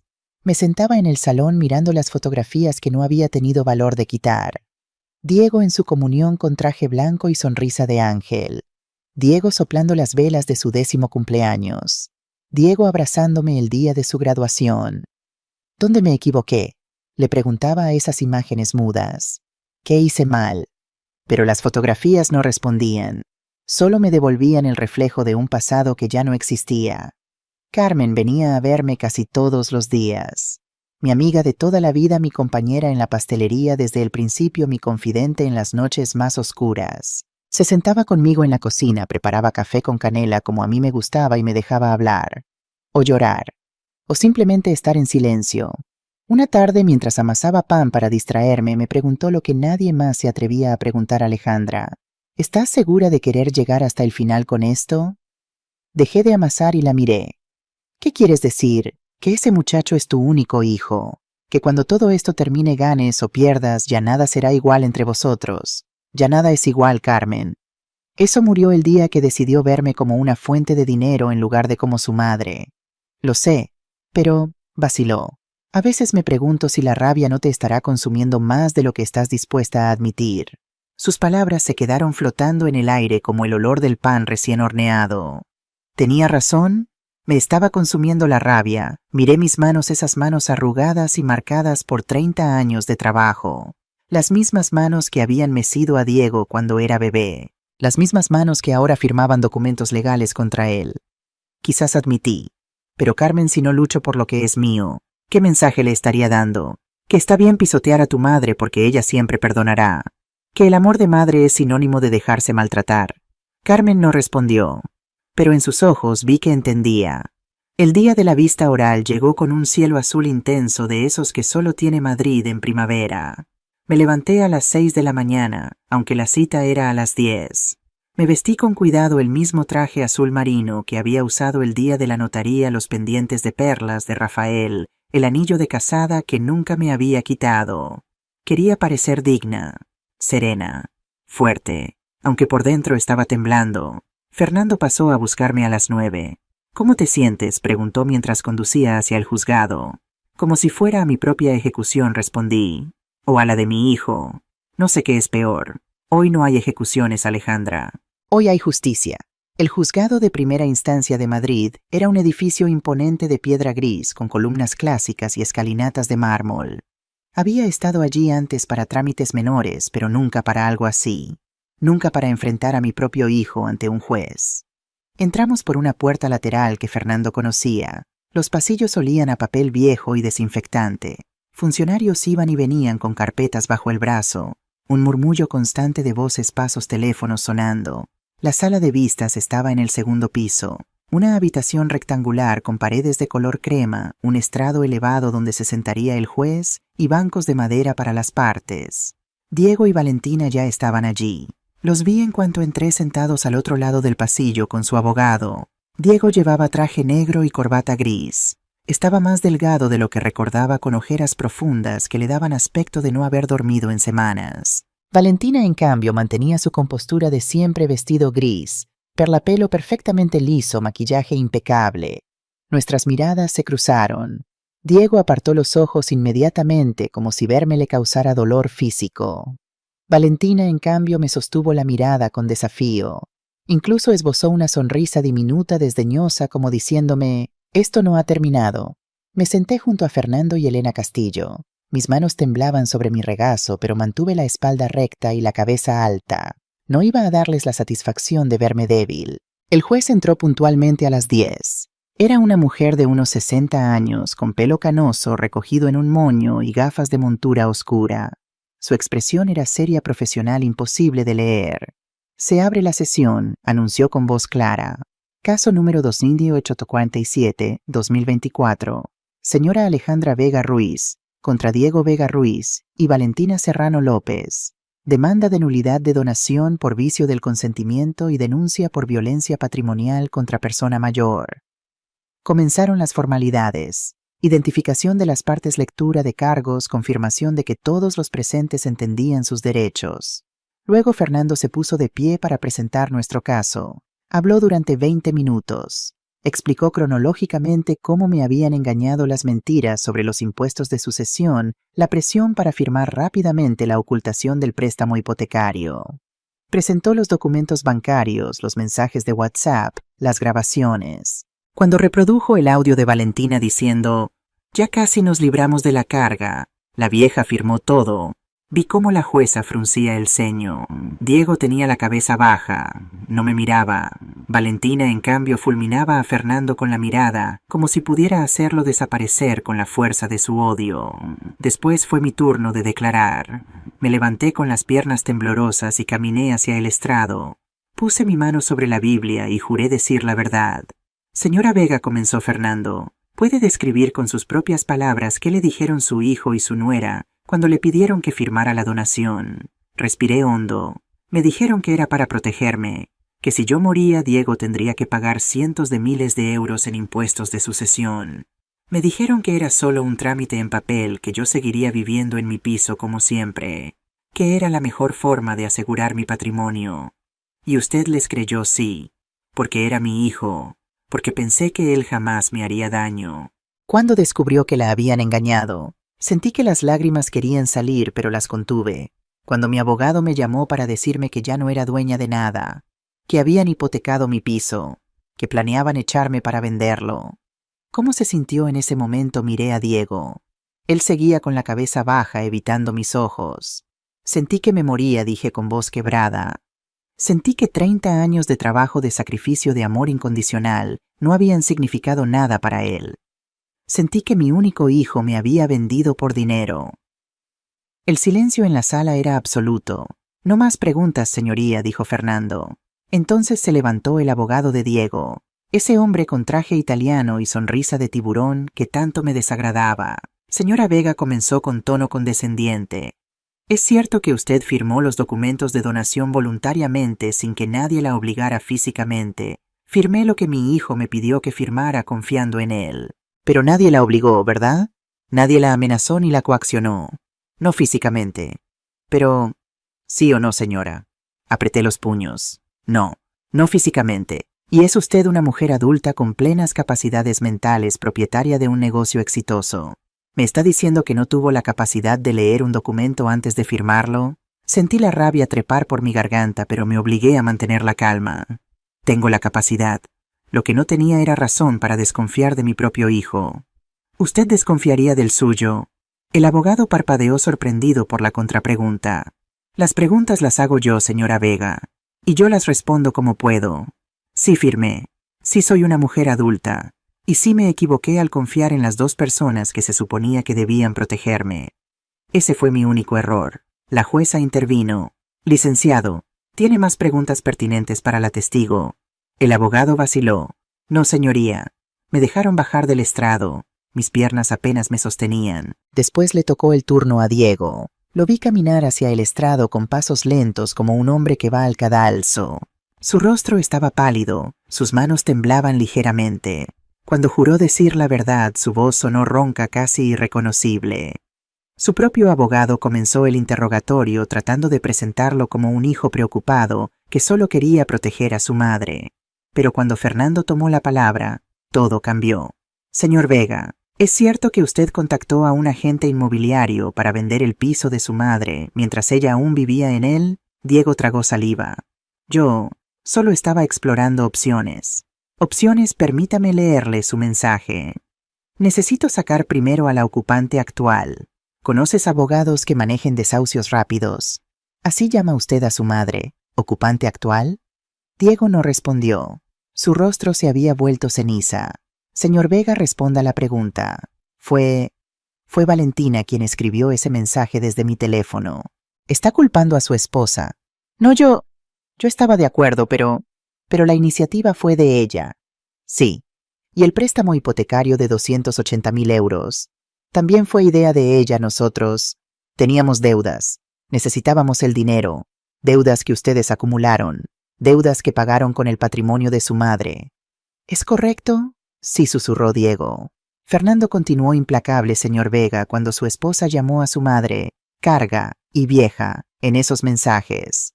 ¿Usted la defendió? Silencio. «Señor Vega», no, la voz de Diego era apenas audible. «No la defendí». «¿Por qué no?» Y entonces, por primera vez desde que empezó el juicio, Diego me miró directamente. Tenía los ojos llenos de lágrimas. «Porque tuve miedo», dijo. «Miedo de perder a Valentina. Miedo de quedarme solo. Miedo de... Su voz se quebró. Miedo de decepcionar a la mujer que creía que me amaba. Y no tuvo miedo de decepcionar a la mujer que realmente lo amaba. A su madre Diego no respondió. No hacía falta. La respuesta estaba en cada lágrima que rodaba por su rostro. La jueza llamó a un receso de 30 minutos. Salí de la sala sintiendo como si hubiera corrido un maratón. Fernando me llevó a una salita privada donde Carmen me esperaba con un vaso de agua y un abrazo. «Lo estás haciendo muy bien», me dijo. «Ya falta poco». Pero yo no podía hablar. Solo podía pensar en la cara de Diego cuando admitió que no me había defendido. Mi hijo, mi pequeño, el niño que una vez me dijo que era la mujer más fuerte que conocía. ¿En qué momento lo había perdido? ¿En qué momento dejó de ser mío para convertirse en un títere de otra persona? Cuando regresamos a la sala, la jueza tenía su decisión lista. Se acomodó las gafas, miró los papeles frente a ella y habló con voz clara y firme. Después de examinar exhaustivamente las pruebas presentadas, incluyendo documentos bancarios, grabaciones de audio, testimonios periciales y declaraciones de las partes, este juzgado determina lo siguiente. Contuve la respiración. Primero se declara nula la donación de la propiedad ubicada en la calle Bravo Murillo, número 47, realizada por la señora Alejandra Vega Ruiz, a favor de su hijo, Diego Vega Ruiz, por haberse realizado mediante engaño, manipulación y vicio del consentimiento. Sentí que el corazón se me paraba. Segundo, la propiedad mencionada se restituye inmediatamente a nombre de su legítima propietaria, la señora Alejandra Vega Ruiz. Las lágrimas empezaron a rodar por mis mejillas. Fernando me apretó la mano. Tercero, el préstamo hipotecario de 280.000 euros obtenido fraudulentamente queda como responsabilidad exclusiva del señor Diego Vega Ruiz y la señora Valentina Serrano López, quienes deberán liquidarlo sin que la propiedad ni la señora Vega tengan responsabilidad alguna. Valentina soltó un gemido de rabia contenida. Su abogado le puso una mano en el brazo para calmarla. Cuarto, se condena al señor Diego Vega Ruiz y a la señora Valentina Serrano López al pago de 90.000 euros a favor de la señora Alejandra Vega Ruiz en concepto de daños morales y costas procesales. Quinto, se remite el expediente a la Fiscalía Especializada en Delitos contra Personas Mayores para determinar la procedencia de acciones penales por los delitos de fraude y violencia patrimonial. La jueza cerró la carpeta. Este tribunal considera que estamos ante un caso flagrante de abuso de confianza y violencia patrimonial contra una persona mayor, perpetrado precisamente por quienes tenían el deber moral y filial de protegerla. La conducta de los demandados no solo es legalmente reprochable, sino humanamente deplorable. Miró directamente a Diego y Valentina. Se levanta la sesión. El golpe del mazo resonó en la sala como un trueno. Había ganado. Había recuperado mi piso, mi dignidad, mi vida. Pero cuando miré hacia donde estaba Diego con la cabeza entre las manos y los hombros temblando, no sentí alegría. Solo sentí un vacío inmenso, porque había ganado la batalla, pero había perdido a mi hijo, y ninguna sentencia judicial podría devolverme eso. Las semanas que siguieron al juicio fueron extrañamente silenciosas. Mi piso volvió a ser mío legalmente. Fernando se encargó de todos los trámites de registro. El préstamo hipotecario fue transferido a nombre de Diego y Valentina, que ahora tenían una deuda de casi 300.000 euros colgando sobre sus cabezas. Los 90.000 euros de la indemnización llegaron a mi cuenta un mes después. Era una suma considerable, pero se sentía vacía, como si el dinero pudiera compensar lo que realmente había perdido. Una tarde de junio, Carmen llegó a mi casa con noticias. Me he enterado de algo, dijo mientras se sentaba en mi cocina. Valentina ha dejado a Diego. No debería haberme sorprendido, pero lo hizo. Que se fue hace 2 semanas. Aparentemente cuando vio que el plan había fracasado, que tenían una deuda enorme y posibles cargos penales, decidió que Diego ya no le servía para nada. Carmen sacó su teléfono y me mostró un mensaje que alguien le había reenviado. Era de una amiga común que trabajaba en el mismo sector que Valentina. La Serrano ha desaparecido. Dicen que se ha ido a vivir con su madre a Tenerife. Ha dejado al marido colgado con todas las deudas. Menuda pieza. Sentí una mezcla de emociones que no sabía nombrar. Diego está solo, eso parece. También he oído que lo han despedido del estudio de arquitectura. Parece que cuando la empresa se enteró del juicio y de los posibles cargos penales, decidieron que era un riesgo para la reputación. Me quedé en silencio procesando la información. Mi hijo había perdido a su esposa. Había perdido su trabajo, tenía una deuda de casi 300.000 euros y posiblemente enfrentaría cargos criminales. Una parte de mí, una parte pequeña oscura que me avergonzaba reconocer, sintió satisfacción. Justicia poética, pensé. Cosechó lo que sembró. Pero otra parte de mí, la parte que seguía siendo su madre, que siempre sería su madre, sintió un dolor profundo. Porque a pesar de todo, a pesar de la traición y las mentiras y el daño, Diego seguía siendo el niño que había crecido en mi vientre. El bebé que había amamantado durante noches interminables. El niño que había corrido a mis brazos cuando tenía pesadillas. Y ese niño ahora estaba solo en el mundo destruido por las consecuencias de sus propias decisiones. ¿Vas a contactarlo?, preguntó Carmen. No lo sé, respondí honestamente. No sé si puedo, no sé si debo. Carmen asintió. Solo tú puedes decidir eso, Alejandra. Pero recuerda algo, el perdón no es para quien lo recibe, es para quien lo da. Es para liberarte a ti misma del peso de la rabia. Me quedé pensando en sus palabras mucho después de que se fuera. 2 semanas más tarde encontré un sobre en mi buzón. No tenía remitente, pero reconocí la letra al instante. Era la misma letra que había visto en tantas tarjetas del Día de la Madre, en tantas notas pegadas al frigorífico, en tantos trabajos del colegio que guardaba en una caja en el armario. La letra de Diego. Abrí el sobre con manos temblorosas. Dentro había una carta. 3 páginas escritas a mano con manchas que podían ser lágrimas secas. Mamá, no espero que leas esta carta. No espero que me respondas. Y desde luego no espero que me perdones. Solo necesito que sepas algunas cosas. Valentina se ha ido. Se fue hace 3 semanas dejándome con las deudas, con los problemas legales, con todo. Me dijo que yo era un inútil y que había arruinado el mejor plan que teníamos. ¿Y sabes qué es lo más triste? Que no me dolió perderla. Me dolió darme cuenta de que nunca me quiso, de que solo fui un medio para un fin, un idiota útil con una madre rica a la que explotar. He tenido mucho tiempo para pensar estas semanas. Demasiado tiempo quizás. He perdido el trabajo, así que mis días consisten en mirar las paredes del pequeño piso que he alquilado en Vallecas y preguntarme cómo llegué hasta aquí. Y siempre llego a la misma conclusión: llegué porque te fallé. Te fallé de todas las formas posibles, mamá. Te mentí. Te manipulé. Dejé que otra persona te insultara y no hice nada. Planifiqué dejarte en la calle para quedarme con tu casa, mamá. El lugar que construiste con tus propias manos, con 30 años de madrugadas y manos quemadas. ¿Cómo pude hacerte eso? He repasado mi vida 1000 veces buscando el momento en que me convertí en este monstruo. Y no lo encuentro. No hubo un día específico en que decidí traicionarte. Fue gradual.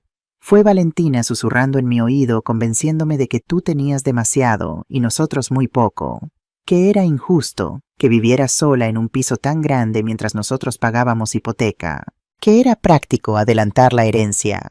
Pero eso no me excusa. Yo escuché esos susurros, yo los acepté, yo firmé los papeles, yo escribí esos mensajes al agente inmobiliario, yo te llamé ocupante. Cada vez que recuerdo esa palabra siento náuseas. Tú, mi madre, la mujer que me dio la vida, la mujer que trabajó hasta sangrar para que yo tuviera un futuro. Y yo te llamé ocupante. No merezco tu perdón. No lo pido. Solo quería que supieras que lo siento, que me odio por lo que hice, que daría cualquier cosa por volver atrás y hacer las cosas de otra manera. Pero no puedo. Lo único que puedo hacer es intentar ser mejor a partir de ahora. He conseguido un trabajo nuevo en una empresa pequeña que no le importó mi historial. Gano la mitad de lo que ganaba antes, pero es honesto. Estoy pagando las deudas poco a poco. Me llevará años, quizás décadas, pero lo haré. También he empezado a ir a un psicólogo. Me está ayudando a entender cómo permití que Valentina me controlara, cómo perdí mi identidad, tratando de complacerla, cómo traicioné mis propios valores. No te estoy contando esto para que sientas lástima. Te lo cuento porque quiero que sepas que estoy intentando cambiar.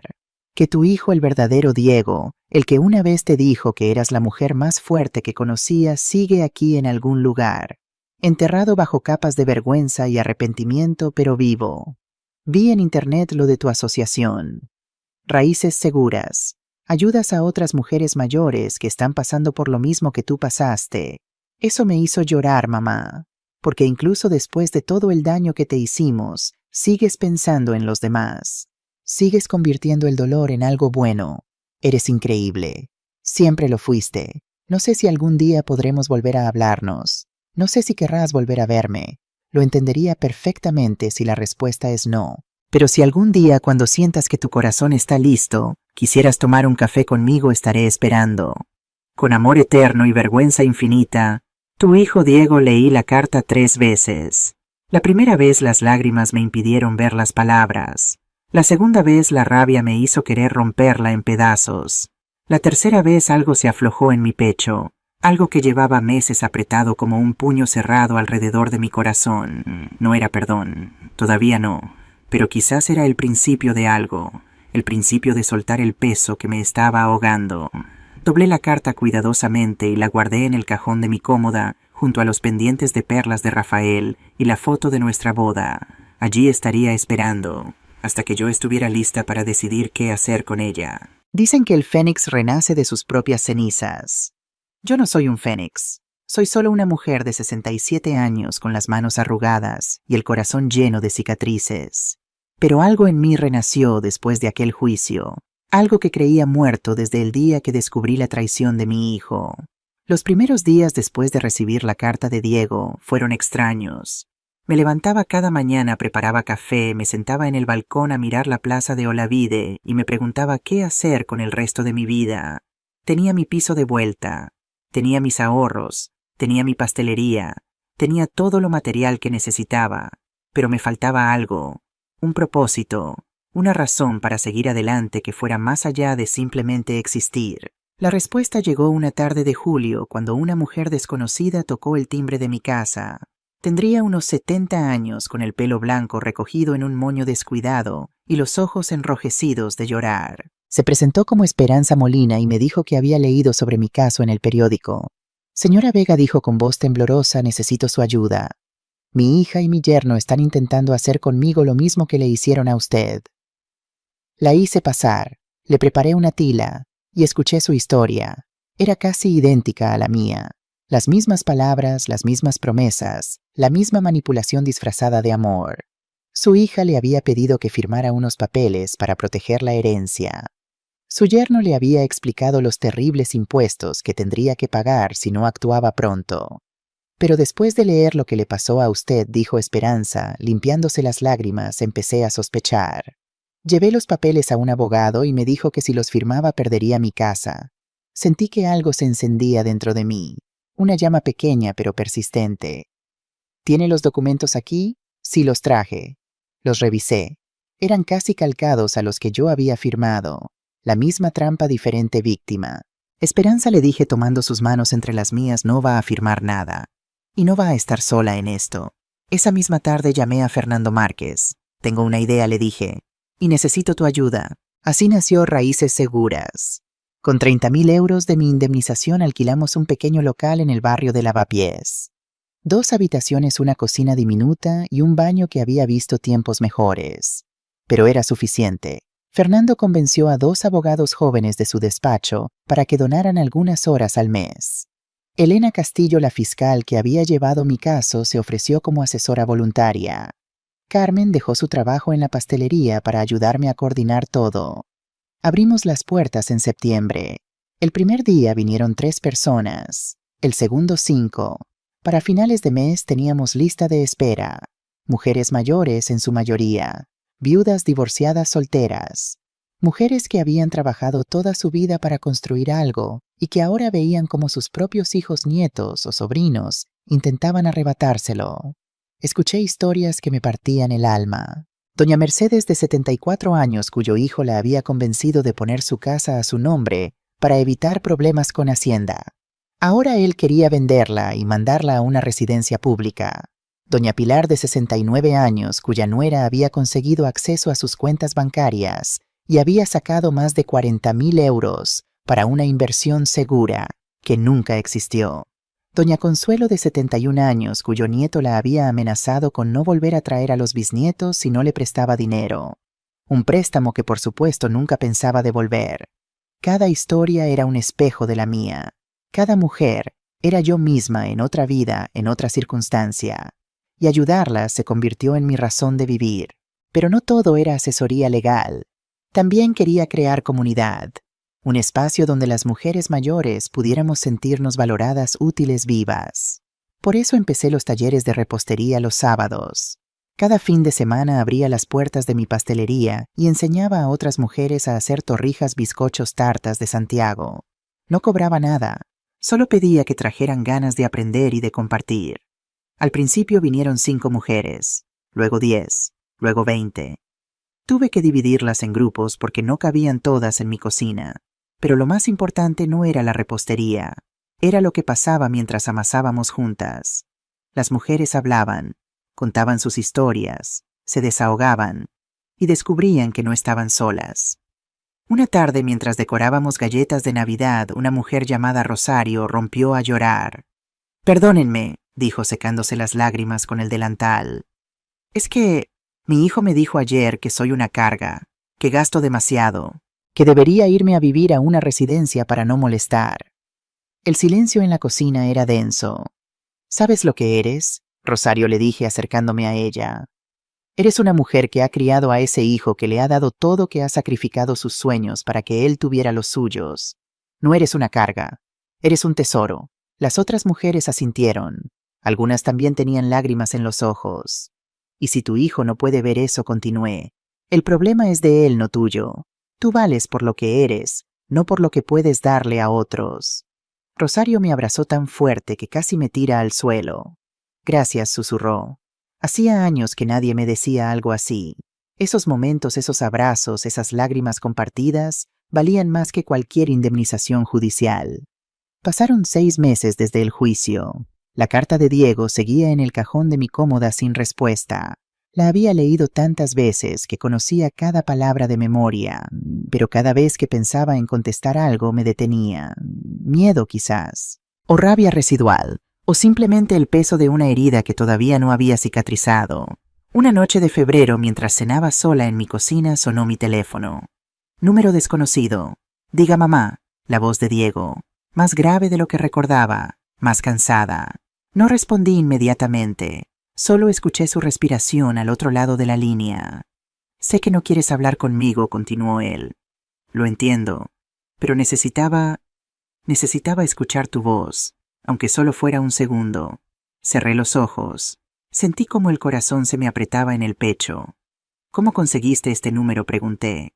Mi voz sonaba fría, distante. No era intencional, pero tampoco pude evitarlo.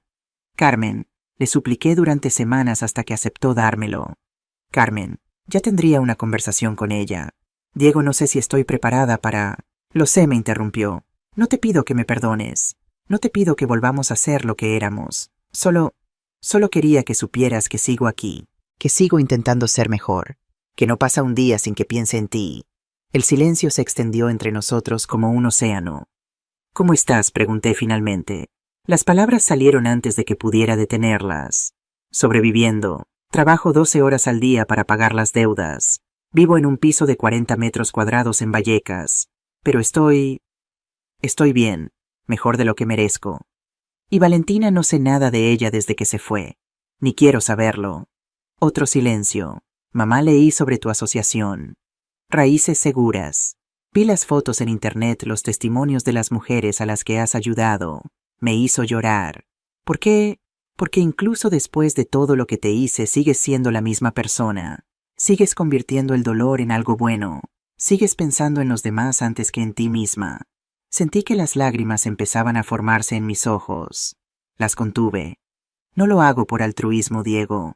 Lo hago porque necesito un propósito. Porque si me quedo quieta pensando en lo que pasó, me ahogo. Lo sé, y eso te hace aún más increíble».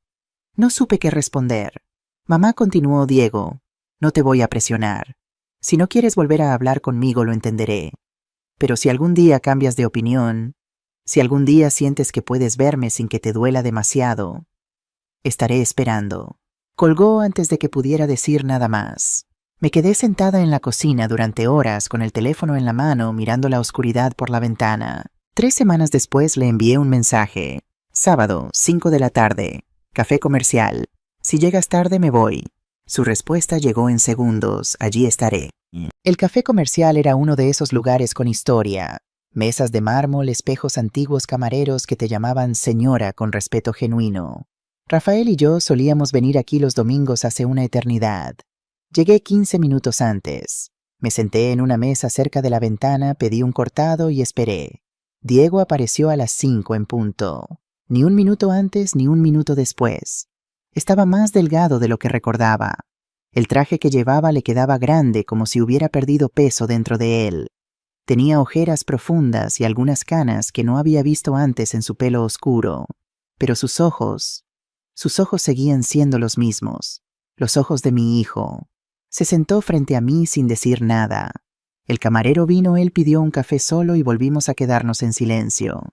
«Gracias por venir», dijo finalmente. «No me des las gracias todavía. No sé por qué estoy aquí. Yo tampoco sé por qué aceptaste verme, pero me alegro de que lo hayas hecho». Le miré fijamente.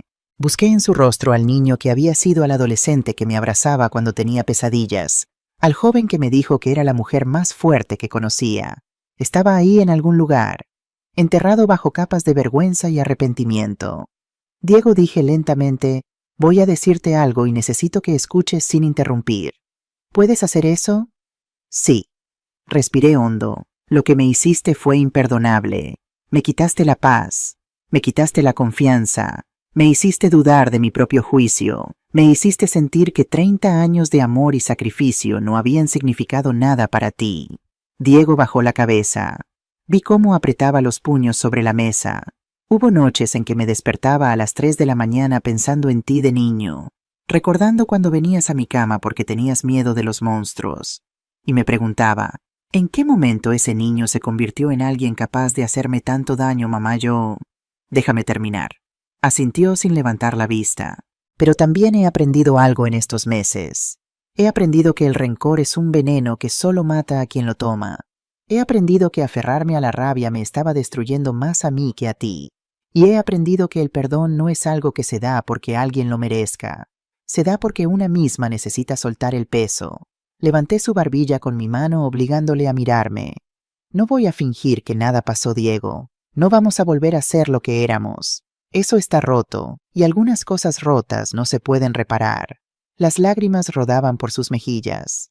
No intentó esconderlas. «Pero tampoco voy a cerrarte la puerta para siempre. Porque eres mi hijo. Porque te quise durante 34 años y no puedo simplemente apagar ese amor como si fuera una luz. Porque creo, aunque me cueste admitirlo, que la persona que me escribió esa carta es alguien que realmente quiere cambiar. Lo quiero, mamá. Te lo juro. Cada día intento ser mejor. Entonces demuéstramelo. No con palabras. Con acciones. Con tiempo. Con la clase de hombre que decidas ser a partir de ahora». Diego asintió limpiándose las lágrimas con el dorso de la mano. Esto significa que vamos a intentarlo. Despacio, sin prisas. Un café de vez en cuando, una conversación honesta, un paso cada vez. Y si me demuestras que has cambiado de verdad, quizás algún día podamos construir algo nuevo entre nosotros. Y si te decepciono otra vez, entonces habré aprendido una lección dolorosa, pero al menos lo habré intentado. El camarero trajo nuestros cafés. Diego y yo nos miramos por encima de las tazas humeantes. «Gracias, mamá», susurró. «Gracias por darme una oportunidad que no merezco». «No me las des todavía», respondí. «Tienes mucho que demostrar». Pero cuando tomé el primer sorbo de mi cortado, algo se aflojó en mi pecho. Un nudo que llevaba meses apretado finalmente empezó a deshacerse. No era perdón completo. Todavía no. Un año después del juicio, mi vida era irreconocible. Raíces Seguras había crecido más de lo que jamás imaginé. Habíamos ayudado a más de 60 mujeres a proteger sus patrimonios. 12 casos habían llegado a juicio y habíamos ganado 9 de ellos. 3 de las mujeres que habíamos asesorado ahora eran voluntarias en la asociación ayudando a otras como ellas habían sido ayudadas. Los talleres de repostería se habían convertido en un fenómeno local. Una periodista del El País escribió un artículo sobre nosotras titulado «Las abuelas que hornean justicia», y de repente teníamos listas de espera de 3 meses. Pero lo más importante no eran los números ni los titulares. Lo más importante eran las historias. Doña Mercedes recuperó su casa y ahora vivía en ella con una inquilina joven que le hacía compañía a cambio de un alquiler reducido. Estaba más feliz que nunca. Doña Pilar había denunciado a su nuera y recuperado la mayor parte del dinero robado. Había cortado relaciones con esa rama de la familia, pero decía que se sentía más libre que en 20 años. Doña Consuelo había aprendido a decir no a su nieto. La primera vez que lo hizo él dejó de hablarle durante 3 meses, pero luego volvió con el rabo entre las piernas, y ahora su relación era más honesta que antes. Y Esperanza Molina, la primera mujer que vino a pedir mi ayuda, se había convertido en mi mano derecha.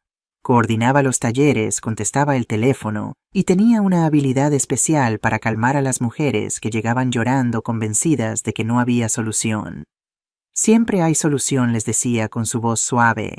A veces solo necesitas a alguien que te ayude a encontrarla. En cuanto a Diego, las cosas iban despacio. Nos veíamos una vez al mes para tomar café.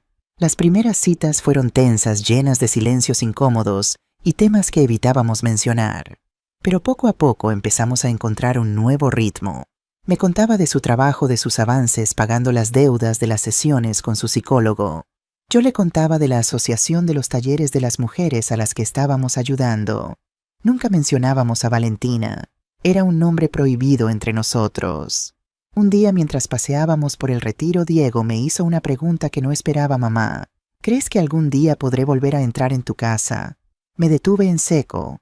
¿Por qué quieres entrar en mi casa? Porque cuando era niño tu casa era mi lugar seguro, el sitio donde me sentía protegido, querido. Y sé que yo mismo destruí eso, pero echo de menos ese lugar. Le miré durante un largo momento. Todavía no, Diego. Todavía no estoy preparada para eso. Asintió aceptando mi respuesta sin protestar. Lo entiendo, pero cuando lo estés, si alguna vez lo estás, me gustaría volver a ver los geranios de tu balcón. Sentí un pinchazo en el corazón. Los geranios. Esos malditos geranios rojos que cuidaba desde hacía años, que Diego había regado de niño mientras yo horneaba en la cocina. Algún día dije, quizás algún día. Hoy hace exactamente 1 año del juicio. Estoy sentada en mi balcón con una taza de café entre las manos, mirando cómo el sol se pone sobre Madrid. Los geranios brillan rojos en la luz dorada. Abajo, en la plaza de Olavide, los niños juegan mientras sus abuelas los vigilan desde los bancos. Todo parece igual que siempre. Pero yo he cambiado. Ya no soy la mujer que firmó aquellos papeles hace 18 meses confiando ciegamente en su hijo. Tampoco soy la mujer destrozada que lloró durante horas en el despacho de Fernando cuando descubrió la verdad. Soy alguien nueva, alguien que ha pasado por el fuego y ha salido transformada. ¿Qué he aprendido en este viaje? He aprendido que el amor de madre es el más poderoso del mundo, pero también puede ser el más peligroso si no ponemos límites. He aprendido que confiar no es lo mismo que ser ingenua, que podemos amar con todo el corazón y aún así mantener los ojos abiertos. He aprendido que la traición más dolorosa siempre viene de quien menos esperamos, pero también que sobrevivir a esa traición nos hace más fuertes de lo que jamás imaginamos. He aprendido que el perdón no es un evento sino un proceso, un camino largo y sinuoso que recorremos a nuestro propio ritmo sin presiones externas. Y he aprendido que nunca jamás es demasiado tarde para reinventarse. La semana pasada Diego vino a mi casa por primera vez desde el juicio. No entró. Se quedó en la puerta mirando el interior como si fuera un territorio sagrado. Los geranios siguen igual de bonitos, dijo. Los cuido todos los días. Lo sé, siempre lo hiciste. Me miró con esos ojos que conocía desde que era un bebé. Mamá, quiero que sepas algo. Pase lo que pase entre nosotros, hayas decidido perdonarme o no, siempre serás la mujer más fuerte que conozco. Sentí que las lágrimas querían salir, pero esta vez no las contuve. Y tú sigues siendo mi hijo, respondí. Aunque a veces desearía que no fuera así, sigues siendo el niño que crié, al que amé, por el que sacrifiqué todo. ¿Crees que algún día podremos? No lo sé, Diego. Honestamente no lo sé. Pero estoy dispuesta a intentarlo. Un día cada vez. Asintió. Y entonces hizo algo que no esperaba.